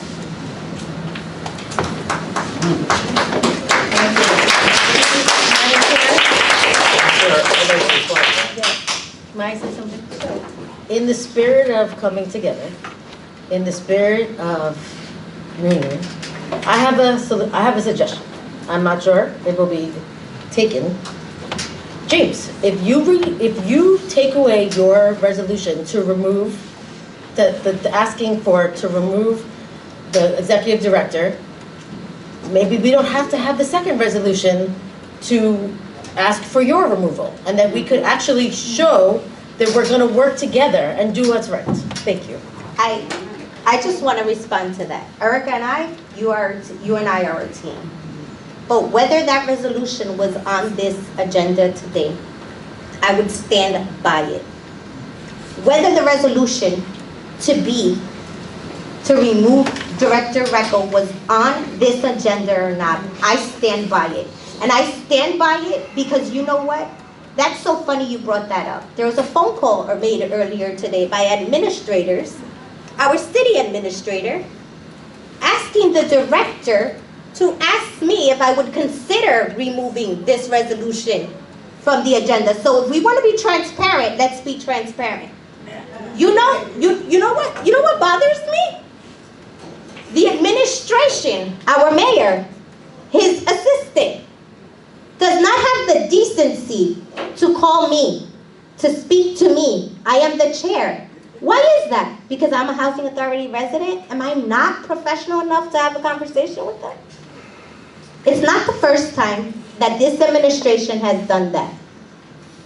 There's been other things that have happened. Recently, we had an impromptu meeting with our mayor, and we're talking about politics, so let's just talk about it. Right?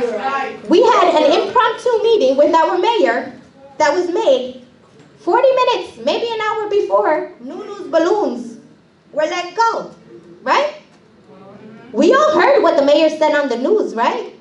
This has been, what were the exact words? I kind of forgot, right? Because I kind of don't want to remember them, right? Because it hurts and it bothers me, right? He said this was an isolated incident and the city can move on, right? Or something in those terms, right? That was on the news, right? And we can continue to live our lives, right? Can I tell you that as chairwoman of this board, I did not receive a call from the mayor asking what can he do for my community? He never called me. Director Recco, did he call you? No. Thank you, right? So we're sitting here, we're pointing fingers, right? But where was our mayor? Where was our mayor yesterday, right? We're sitting here asking for CETA programs. We're sitting here asking for, our youth needs programs, right? Why won't the mayor answer those? Why? So what I would like to say on this board is, and I would like to make it public, is that as chairwoman of this board, I would appreciate, and as a resident, and just to be respectful, because I think when Dave Mello was the chair, he got those phone calls. When Jean Rodriguez, did you ever get? No, right? Maybe it's just because you and me are residents, right? So we're not good enough to receive those phone calls. And this is what you guys need to remember when election season comes on. And I'm not a politician because I don't care, like I said. But the truth is that it lies between us. You know why they win? Because we don't come out and vote. why they win. So we want to be transparent, let's be transparent. I'm asking the administration today that as chair of this board, anything they would like to have, any meetings, actually that meeting, I forgot to mention that the meeting with the balloon lifting, they contacted my vice chair. She called me to tell me there was a meeting. And I said, Erica, how could I go to a meeting I wasn't invited to? She said, we'll fix this right now. I'm going to email them. I'm texting them back and saying, you're coming with me. And I went to that meeting. You want to know how many residents were there? 2. 2 residents. You're telling me they care? The administration cares? No, they don't. No, they don't. So yes, politics does play a big role in a lot of things. But again, I don't care because it doesn't play a role in what I do or how I do it. So I want to reply to the insinuations that you made. They're not insinuations, they were facts and things that happened. I let you speak, I would ask you to let me speak. Absolutely.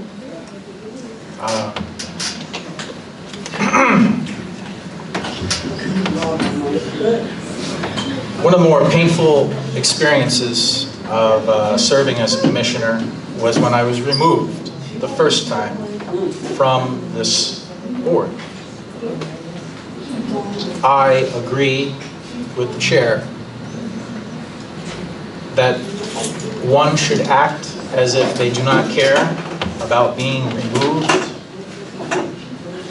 I risked a lot, and for it I was removed from this Housing Authority Board.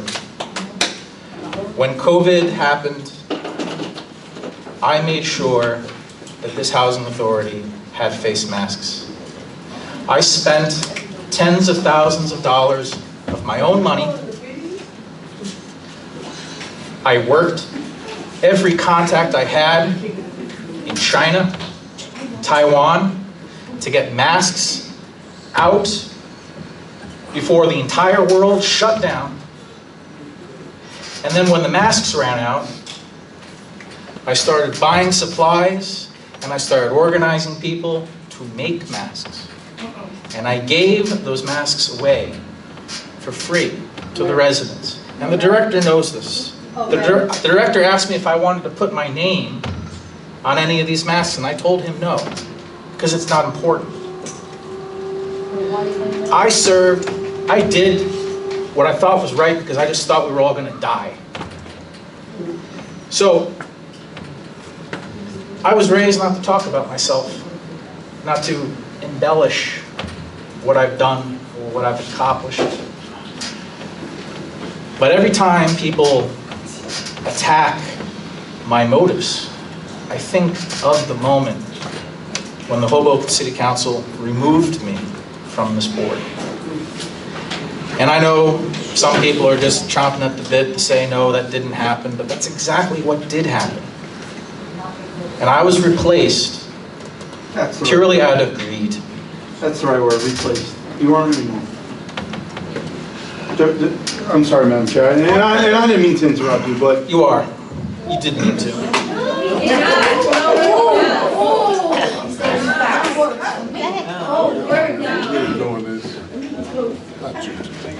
I think it's so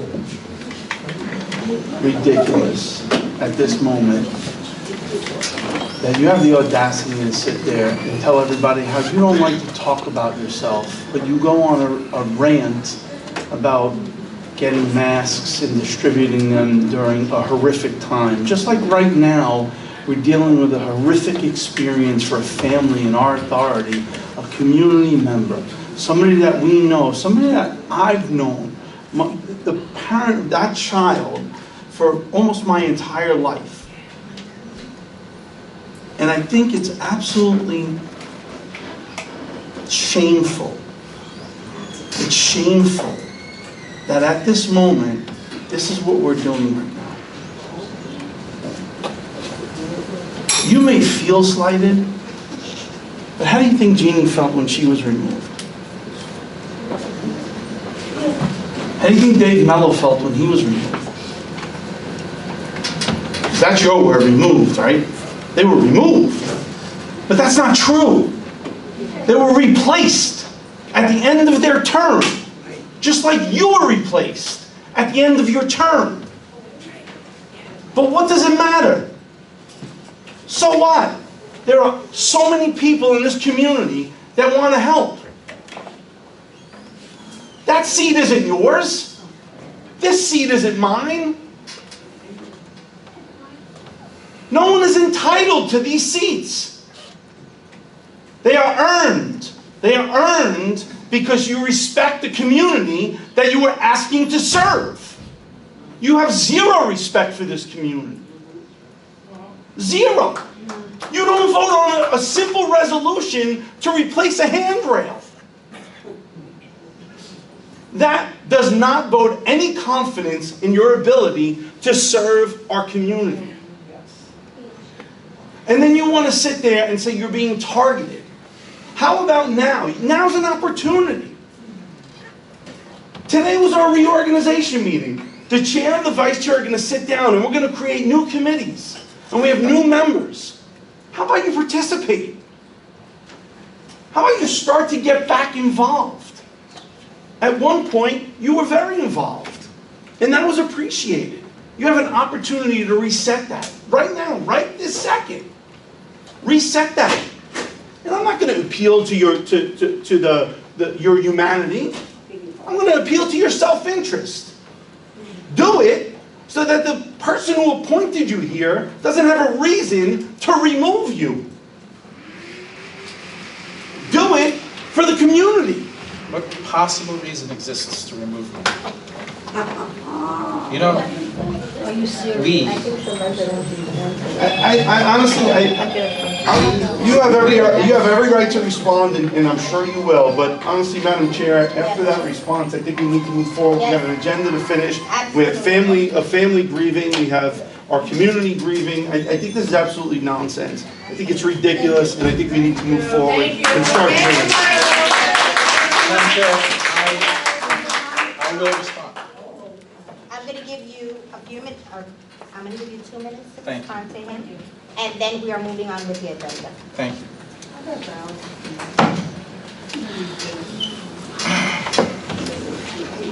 Councilman Russo, You can call me Michael. I won't.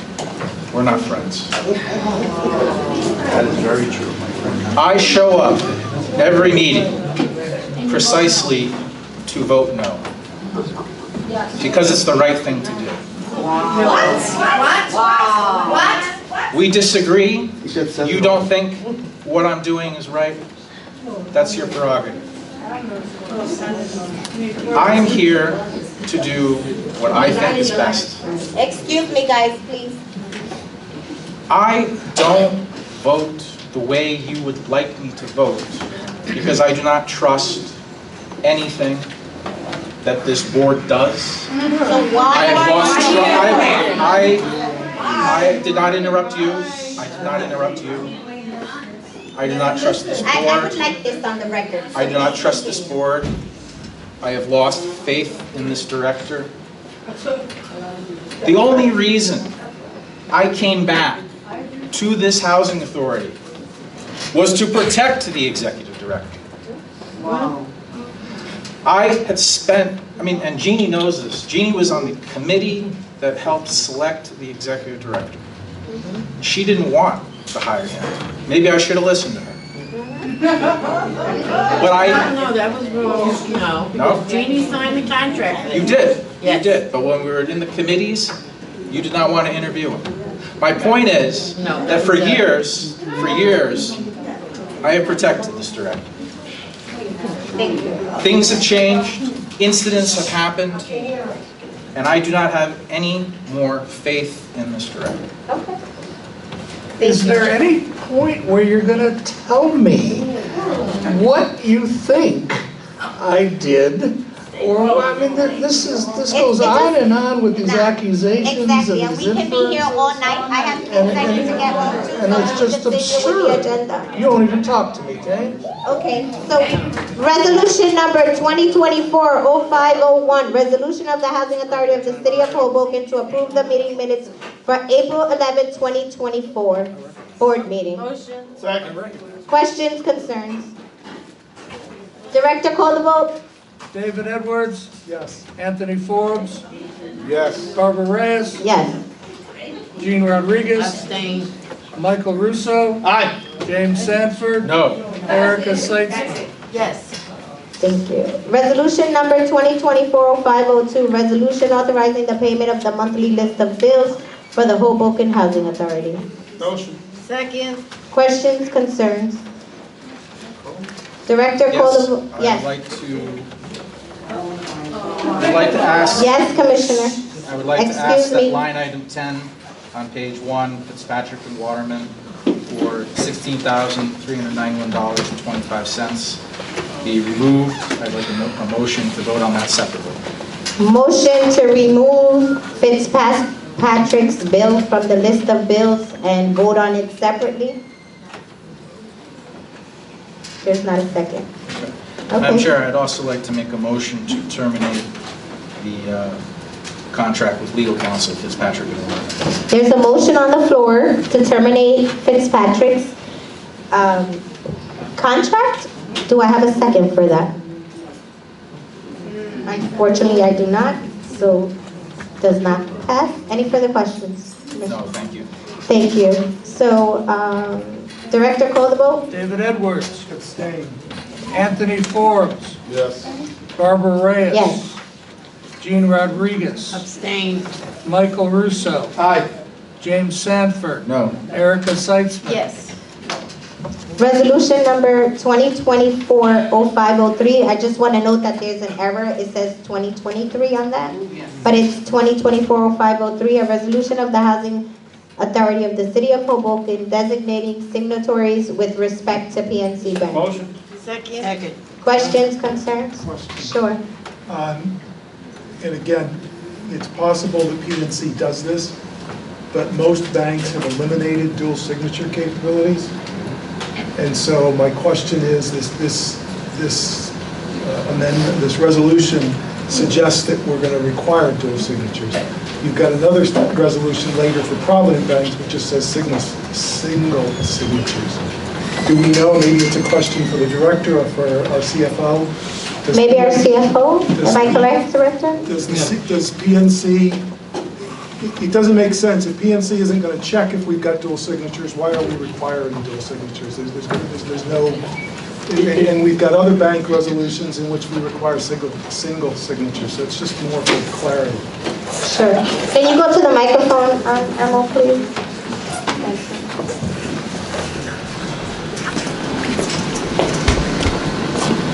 I know that it's part of the Housing Authority bylaws that it requires dual signatures. Then why don't we require it on the Provident Bank one?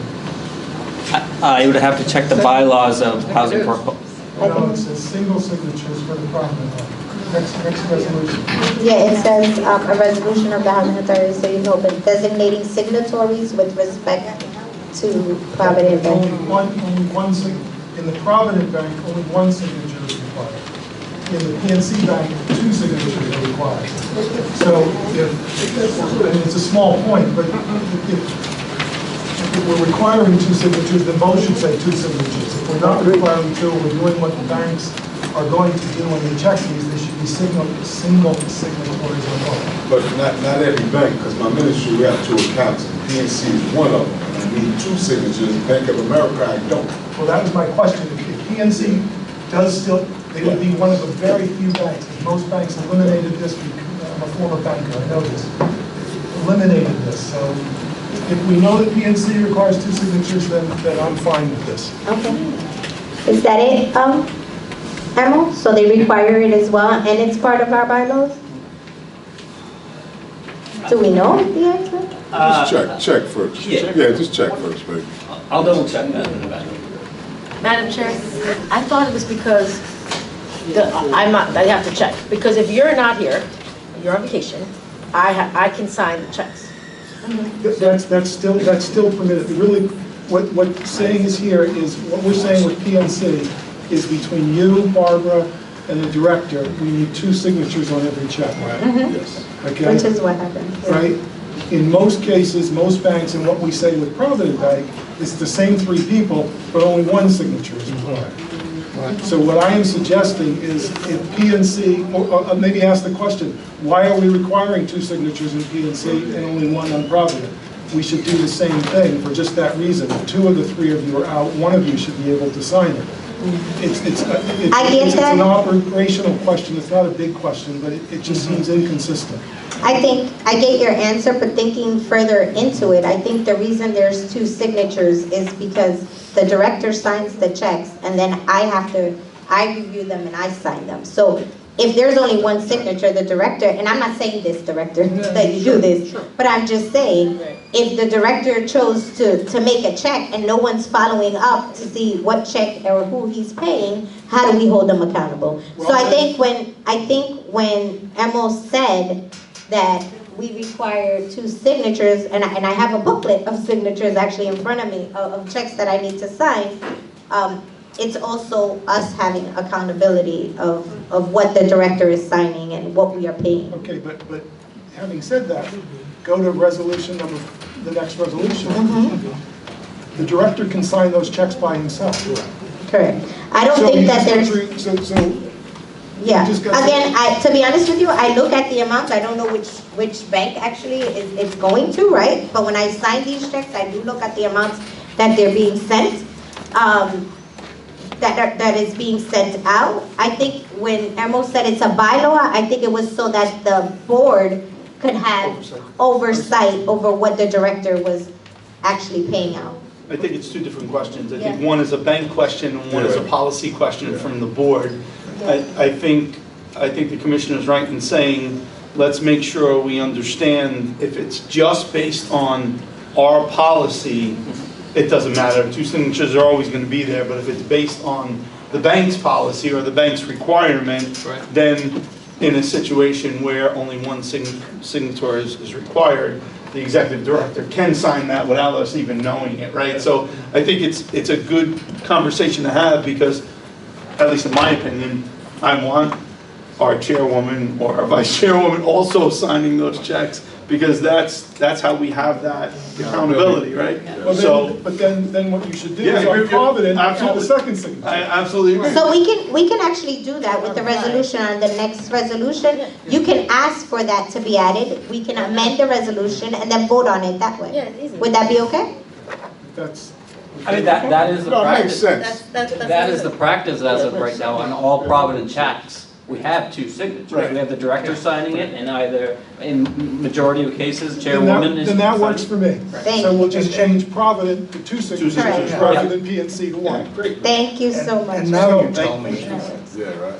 And if I can, just to be consistent with what we did at the reorganization meeting, my suggestion on the first one you're considering now would be to, it would be appropriate for there to be a motion and a second to amend to include the names of the chair and the vice chair. Because at the time the resolution was put out, we didn't know those names. So then if you did the same for the next resolution, you could at the same time amend the text of the resolution to require the director and one of the two others, the chair or the vice chair. Okay, perfect. So motion to make that change to add both the chair and the vice chair's name to the signatures on that. We're on three then. Yeah, we're still on three, so that one's okay, right? Well, we still have to add their names. Right. Everybody's just talking at once. One at a time, please. So Russo put out the motions, Edwards seconded. Director, could you call the roll? I sure can. David Edwards? Yes. Anthony Forbes? Yes. Barbara Reyes? Yes. Jean Rodriguez? Yes. Michael Russo? Aye. James Sanford? No. Erica Seitzman? Yes. So now it would be a vote to whether or not to adopt the resolution as amended. There is a motion and second on the floor, I believe, As amended. for the amendment. It's for the resolution itself. So now we just have to take a vote. Okay. Motion as amended. Who wants to second? Director, call the roll. David Edwards? Yes. Anthony Forbes? Yes. Barbara Reyes? Yes. Jean Rodriguez? Yes. Michael Russo? Aye. James Sanford? No. Erica Seitzman? Yes. Resolution number 2024, again, I just want to revise that, please. 0504, a resolution of the Housing Authority of the City of Hoboken designating signatories with respect to Provident Bank. I would like, oh yeah, go ahead. I move that we add Barbara Reyes as chair and Erica Seitzman as vice chair. And secondly, that we amend this resolution that 2 signatures be required on all these checks in similar format to resolution 2024-0503. I'll second that amendment. And if I could, Commissioner, if you want me to give you the exact language, it would be to amend the first, the therefore clause to say money drawn in the name of the authority, comma, when bearing the signature of either of the 2 following, and it would be the chair and the vice chair, and the signature of the following, and that would be Mark Greco, Executive Director and Secretary. Can I say so moved? Yes, you can. Sure. We might have another parliamentarian on the board here. I like it. So now you can take the vote on the amendment. Okay, so can we take a vote on the amendment as amended by Commissioner Reeves? Second. And the vote. David Edwards. Yes. David Edwards. Anthony Forbes. Yes. Barbara Reyes. Yes. Jeannie Rodriguez. Yes. Michael Russo. Aye. James Sanford. No. Erica Seitzman. Yes. And finally, for this one, I apologize, Madam Chair, it would be a vote on the adoption of the resolution as amended. So can we have a vote? Okay. So moved. Second. Second. Can we call the vote? Yes. David Edwards. Yes. Anthony Forbes. Yes. Barbara Reyes. Yes. Jean Rodriguez. Yes. Michael Russo. Aye. James Sanford. No. Erica Seitzman. Yes. Resolution number 2024-505, a resolution of the Housing Authority of the City of Hoboken to amend its agency plan to incorporate the use of capital funds at Andrew Jackson. Motion. Second. Questions, concerns? Can we call a vote, Director? David Edwards. Yes. Anthony Forbes. Yes. Barbara Reyes. Yes. Jean Rodriguez. Yes. Michael Russo. Aye. James Sanford. No. Erica Seitzman. Yes. Resolution number 2024-506, a resolution of the Housing Authority of the City of Hoboken to increase the amount of the contract for Monroe Gardens boiler replacement. Motion. Second. Director, questions, concerns? I'm sorry. Director, call the vote? David Edwards. Yes. Anthony Forbes. Yes. Barbara Reyes. Yes. Jean Rodriguez. Yes. Michael Russo. Aye. James Sanford. No. Erica Seitzman. Yes. Resolution number 2024-507, a resolution of the Housing Authority of the City of Hoboken to request that the City of Hoboken to adopt an ordinance to address consumption of alcohol and possession of open containers in common areas of the authority's property. Motion. Second. Questions, concerns? Well, I think didn't someone ask for an Yeah, so- explanation of this? Madam Chair? Absolutely. This is basically just a resolution by this board to mimic what the city council is doing at the city council, and the director alluded to this. We've passed this as an ordinance for the city of Hoboken, allowing our police department to exercise all their rights as a police department to patrol our property and be able to do that efficiently and to help our residents as best as possible. Thank you so much. If there's no further questions, Director, call the vote. David Edwards. Yes. Anthony Forbes. Yes. Barbara Reyes. Yes. Jean Rodriguez. Yes. Michael Russo. Aye. James Sanford. Yes. Erica Seitzman. Yes. Thank you so much. Resolution number 2024-508, a resolution of the Housing Authority of the City of Hoboken, to convert the community room at 311 Harrison Street into a meeting room / game room for authority youth and young adults. Motion. Second, I would just like to add, if it's okay, Director, I think that the Director kind of spoke about this earlier tonight in his report. I think that after meeting with many of our residents, right, that we have come to the conclusion that our youth needs a space, right? We keep hearing they have nowhere to go. They have nothing to do, right? And even prior to hearing this, the director and I had met. We were brainstorming right after it happened. And I said, Director, 311 community room is barely used. Why can't we close it down and just give it to the youth and let the youth decide? One of the things that we did have, and the director stated earlier, was a few days ago we were able to sit down with the Hudson County CMO, who's an organization that works out of Jersey City. They do deal with at-youth risk. Youth at risk, I'm so sorry. It's a long night. We also met with the founder of the Guasabara Insights, who are credible messengers. And those who do not know what credible messengers are, they are formerly incarcerated individuals who have come back out into society and have decided to mentor our children, right? The Housing Authority in Jersey City, they actually have a hub at almost every site there. So who better, right? Who better than the people that have lived it, right? Who better to talk to our kids than those who have lived like us, who have dealt with the things that we deal with, right? And so it was a very, very important meeting. I think we also met with a few of the youth who were present and had a lot to say. Another thing we heard is you got to bring them to the table, right?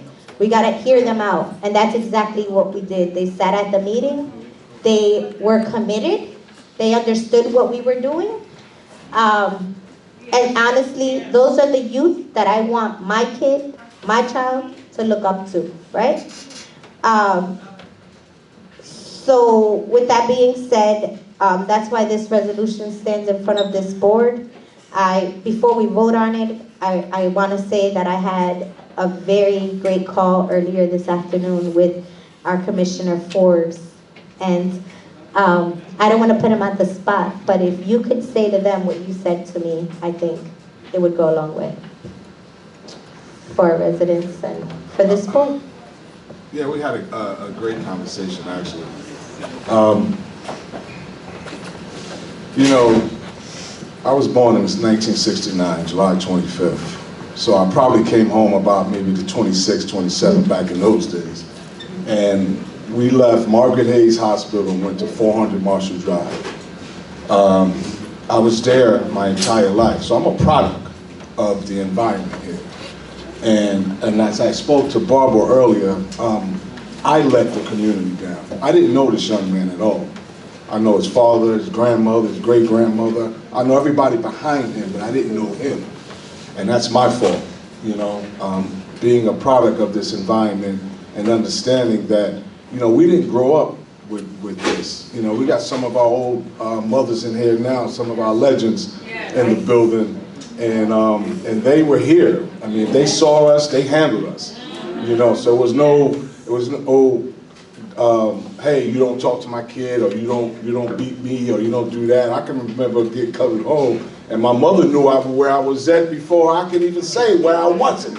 You know, it's because this one saw me, that one saw me, that one saw me. You know, I have a sister who's a housing manager here. So, you know, so we're vested. We're vested in the community. We're vested in what we do. And I promise that I will know every single one of these youth kids. I'm gonna make it my business to show up. I'm gonna make it my business to be around. My ministry, we have a piece where we deal with the at-risk youth. But I'm in Newark. I'm not even in my own backyard. You know what I mean? So that's my fault. That's my problem. And we are committed as a ministry to host a couple times a month something at the youth center. We're also going to dedicate a TV, a big one. We're not doing that, you know. Yeah. Yeah, we're gonna do it right. Yeah, we're gonna do it right. We're gonna bring some programming in, and we need to hug on them. You know, we need more guys like me. You know, it's funny because Director Recco said that, but me and Bravo had the conversation earlier. I was like, wow, so we're all in tune. And it's the mothers and the women that carry the load. You know, we know the women rule the world. So if you don't know that, you know it now. So yeah, you know, I grew up with a mom who cared. I grew up with plenty of mothers who care. I ate at their house and played with their kids. There was no boundaries. I grew up with Mike. His father was a counselor, a teacher. Pops is all around cool guy, man. So I grew up with Mike and his family. So, you know, we're vested in this community. And I think some of us older cats who are over the other side of 50 need to get more involved and need to give back. And it's not just giving back with a trinket, it's giving back with time. That's the only thing we have is time. I was fortunate to spend 54 years with my mother. 54 years I spent with her. This young lady lost her son. He won't even spend another night with his mother. And I had 54 years with mine. Okay? She didn't have 83 with me. I had 54 with her. So from day one until the day she left here, I was in her life. Okay, so I think we need to stop all this bickering and stop all this, you know, backbiting and understanding that this is a privileged position to be in. Okay, and if we're voting on things that need to get done for the authority, then you show where you are in your vote. Yes. Right? In the lack of or in your vote, you show where you are. So, you know, I was hesitant in joining the board. I was like, I dealt with my mother and Jeannie for forever. and Dump and Linda's not here. And Linda and she's here. Linda's here. So, you know, I've been around this my entire, not my whole life, but my entire life, okay? And there's been folks that fought and fought and fought and fought and fought for this community. And I was hesitant in joining. Now I'm excited. I got a rejuvenated flame because I need to get involved more. I need to be around more. Kids need to know who I am. They need to know what we do. I need to sit on the block with them. I need to tell them some of those war stories that was told to us when we were growing up. There was a subset of older guys that was pulling us through. You know what I mean? And that group is gone, and now we're that group, right? You know, we had the Brothers of Soul. Remember those guys? You know, we had organizations, brothers we had female groups, male groups. We had organizations that pulled the young guys up and say, hey, let me holler at you for a minute. You know what I mean? So, you know, Duke's grandfather was one of them. You know what I mean? So it's, I'm sorry, so I didn't want to put you on the spot, dude. his grandfather was one of those guys. Right? So, you know, so those guys are still around. Those cops are still around. I come through, I see them. I see them out today, but, you know, we can always get better. You know, we can always get better. And I'm just giving a commitment. I'm going on a record committing what Street Life Ministry is going to commit to, and I'm also going on a record as a BNR 400 Marshall Drive baby that I'm going to be down here more. I'm going to be involved more because no one else can do it better than we can do it. That's it. I'm going home. Thank you, Commissioner. So, are there any questions? That's right. Director, if there's no other questions or concerns, could we please call the vote? I would like to say something, if you don't mind. Absolutely. First of all, inspiring. Thank you, Rip. Thank you. Just inspiring. Link back to the conversation we had with men on the street last night. The same type of idea. You're powerful. You're just powerful. Your heart comes out. What I did want to say was this is a small community room that we're turning over. Glad to do it. But I see it as a challenge to the rest of the city. We need larger spaces. We need a place to play basketball during the winter in the evenings. We have places, right? We have places. Guys were telling us it costs money to rent No. Let's change that, right? Because we've got the facilities. Let's organize it, let's talk, and let's do better and use them. Yep. Because they're ready. Thank you. Thank you, Director. Could you call the vote? David Edwards? Yes. Anthony Forbes? Absolutely, yes. Herbert Reyes? Yes. Jean Rodriguez? Yes. Michael Russo? Aye. James Sanford? Yes. Erica Seitzman? Yes. Resolution number 2024-0509, a resolution of the Housing Authority of the City of Hoboken to request that the appropriate appointing authority consider taking steps to remove James Sanford as Commissioner of the Authority. Motion. Second. Questions, concerns? So, just recently during the meeting, Commissioner Seitzman intimated that if I were to remove my resolution to terminate the executive director's contract, that you would then, in kind, remove this resolution terminating my existence with this housing authority. Is that correct, Vice Chair Seitzman? I said we would think about that. We'd think about it. Okay, well, we've had a number of resolutions. What have you thought of? Nope. No? Okay. So no quid pro quo today. Got it. Who prepared this resolution? Director, I will answer that. I requested for that resolution, and I stand by what I said earlier today. Whether the director's resolution was on this or not, I had planned on doing this. I think that you are not here for the right reasons. You put that on the record earlier. You put it on the record. We didn't. You had planned to put this on the This was agenda. okay. You want full transparency? Yes, absolutely. I will give you all full transparency.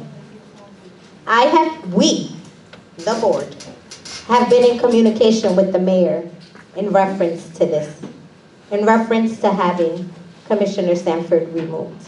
Yes. We have been asked by the mayor to put a report together as to why should this be done. This report has been completed. When we went back to try to bring this back to the mayor, we were asked if we could hold off on it. Anybody wonder why? Right? And I'm going to stand again by what I said. To me, this is not about politics because I live here. I understand that there's an election going on, and I cannot continue to work with a colleague that is not willing to work with us, and said it himself earlier today on the record. He has no faith in this board.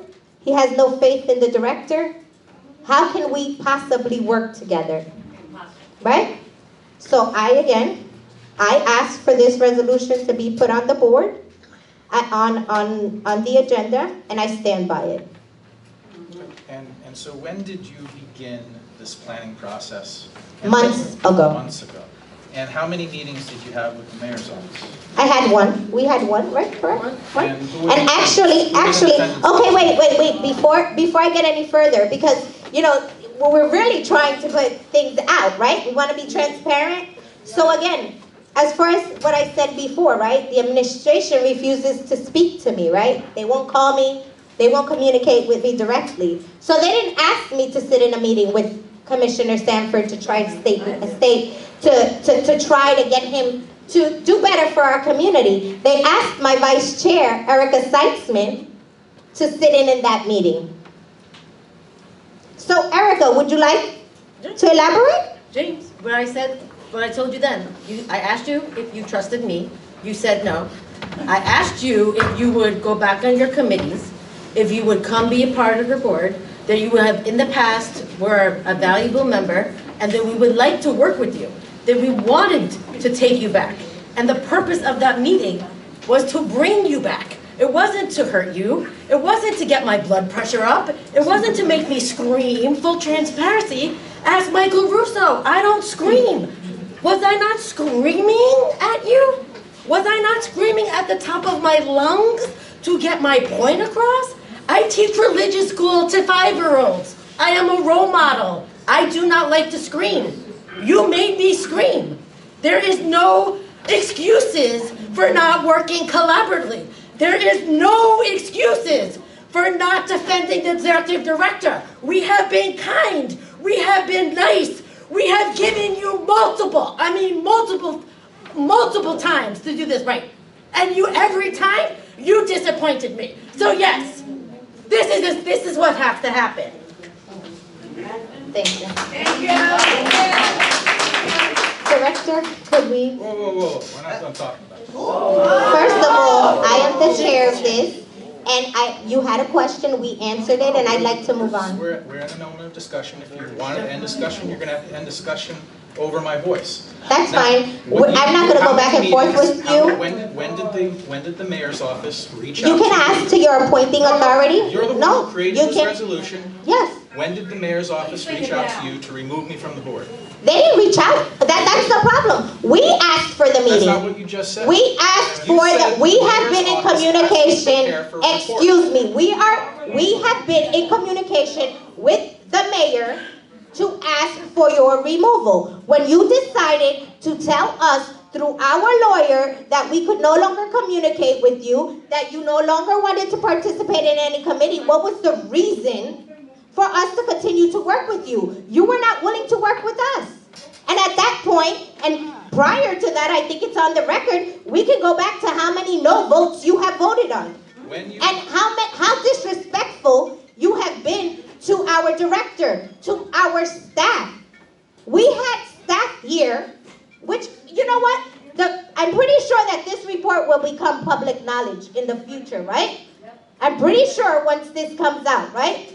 We have, it's hard for me to even say that we've had employees that have felt that he has intimidated them, harassed them. Our staff should not go through this. And this will be all public record. So if you guys ever feel comfortable requesting it, I think you should, if you really want to know the facts. Madam Chair, when did you begin discussions with the mayor? Director, could we continue? Was it before or after I made a resolution to terminate the memorandum of understanding for the redevelopment of this housing authority? No, that had nothing to do with it. Now, at the city council meeting in Director, can we call the vote? City council meeting in December, you said to the city council that you were looking into ways to remove me from the board. My understanding is that the chair has asked to call the vote. Council, were you present at any of these meetings? Please. Council. She has asked to call the vote. Director, call the vote, and Matt, you do not have to answer that. Council, you are aware that you have given a recommendation to this commissioner to speak to the United States Attorney. David Edwards. When did these communications with the mayor occur? Before or after you gave me a recommendation to speak to the U.S. Attorney? Call the vote. David Edwards. Council, you can answer the question. Anthony Forbes. I'm sorry, I'm sorry. Excuse me, I'm sorry. Commissioner Edwards said abstain. Anthony Forbes. Yes. Barbara Reyes. Yes. Gene Rodriguez. Abstain. Michael Russo. Aye. James Sanford. No. Erica Seitzman. Yes. What a bunch of cowards. Oh, yeah. What weakness. Thank you. You're so afraid. Afraid? I have nothing to be afraid of. Resolution number 2024-05.10, a resolution of the Housing Authority of the City of Hoboken to terminate the executive director's contract. I'm not sure if this has a motion, but is there a motion on the floor for this? There's no motion on the floor? Is there a second? Is there a second on the vote? Councilman Russo just seconded. There's no second. There's no second? Yes, that's exactly what he said. So there's no second on the vote, so it does not pass. Okay, call the vote. Call the vote, Director. David. No, there's no Do we need to go into closed session? Resolution. Is there a reason to go into closed session? Yes, because the next resolution is to go into closed session to discuss matters of personnel. I'll defer to Commissioner Sanford who made the request for that resolution.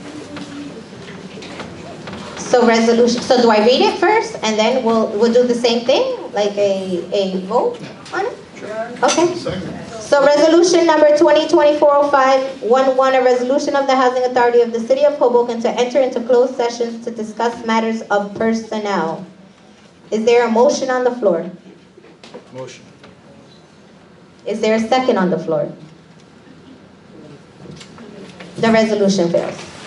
Motion to close? Motion. Motion, All in favor?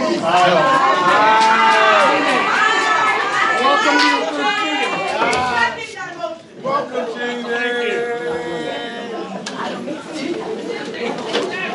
Can we all get along? Can we all get along?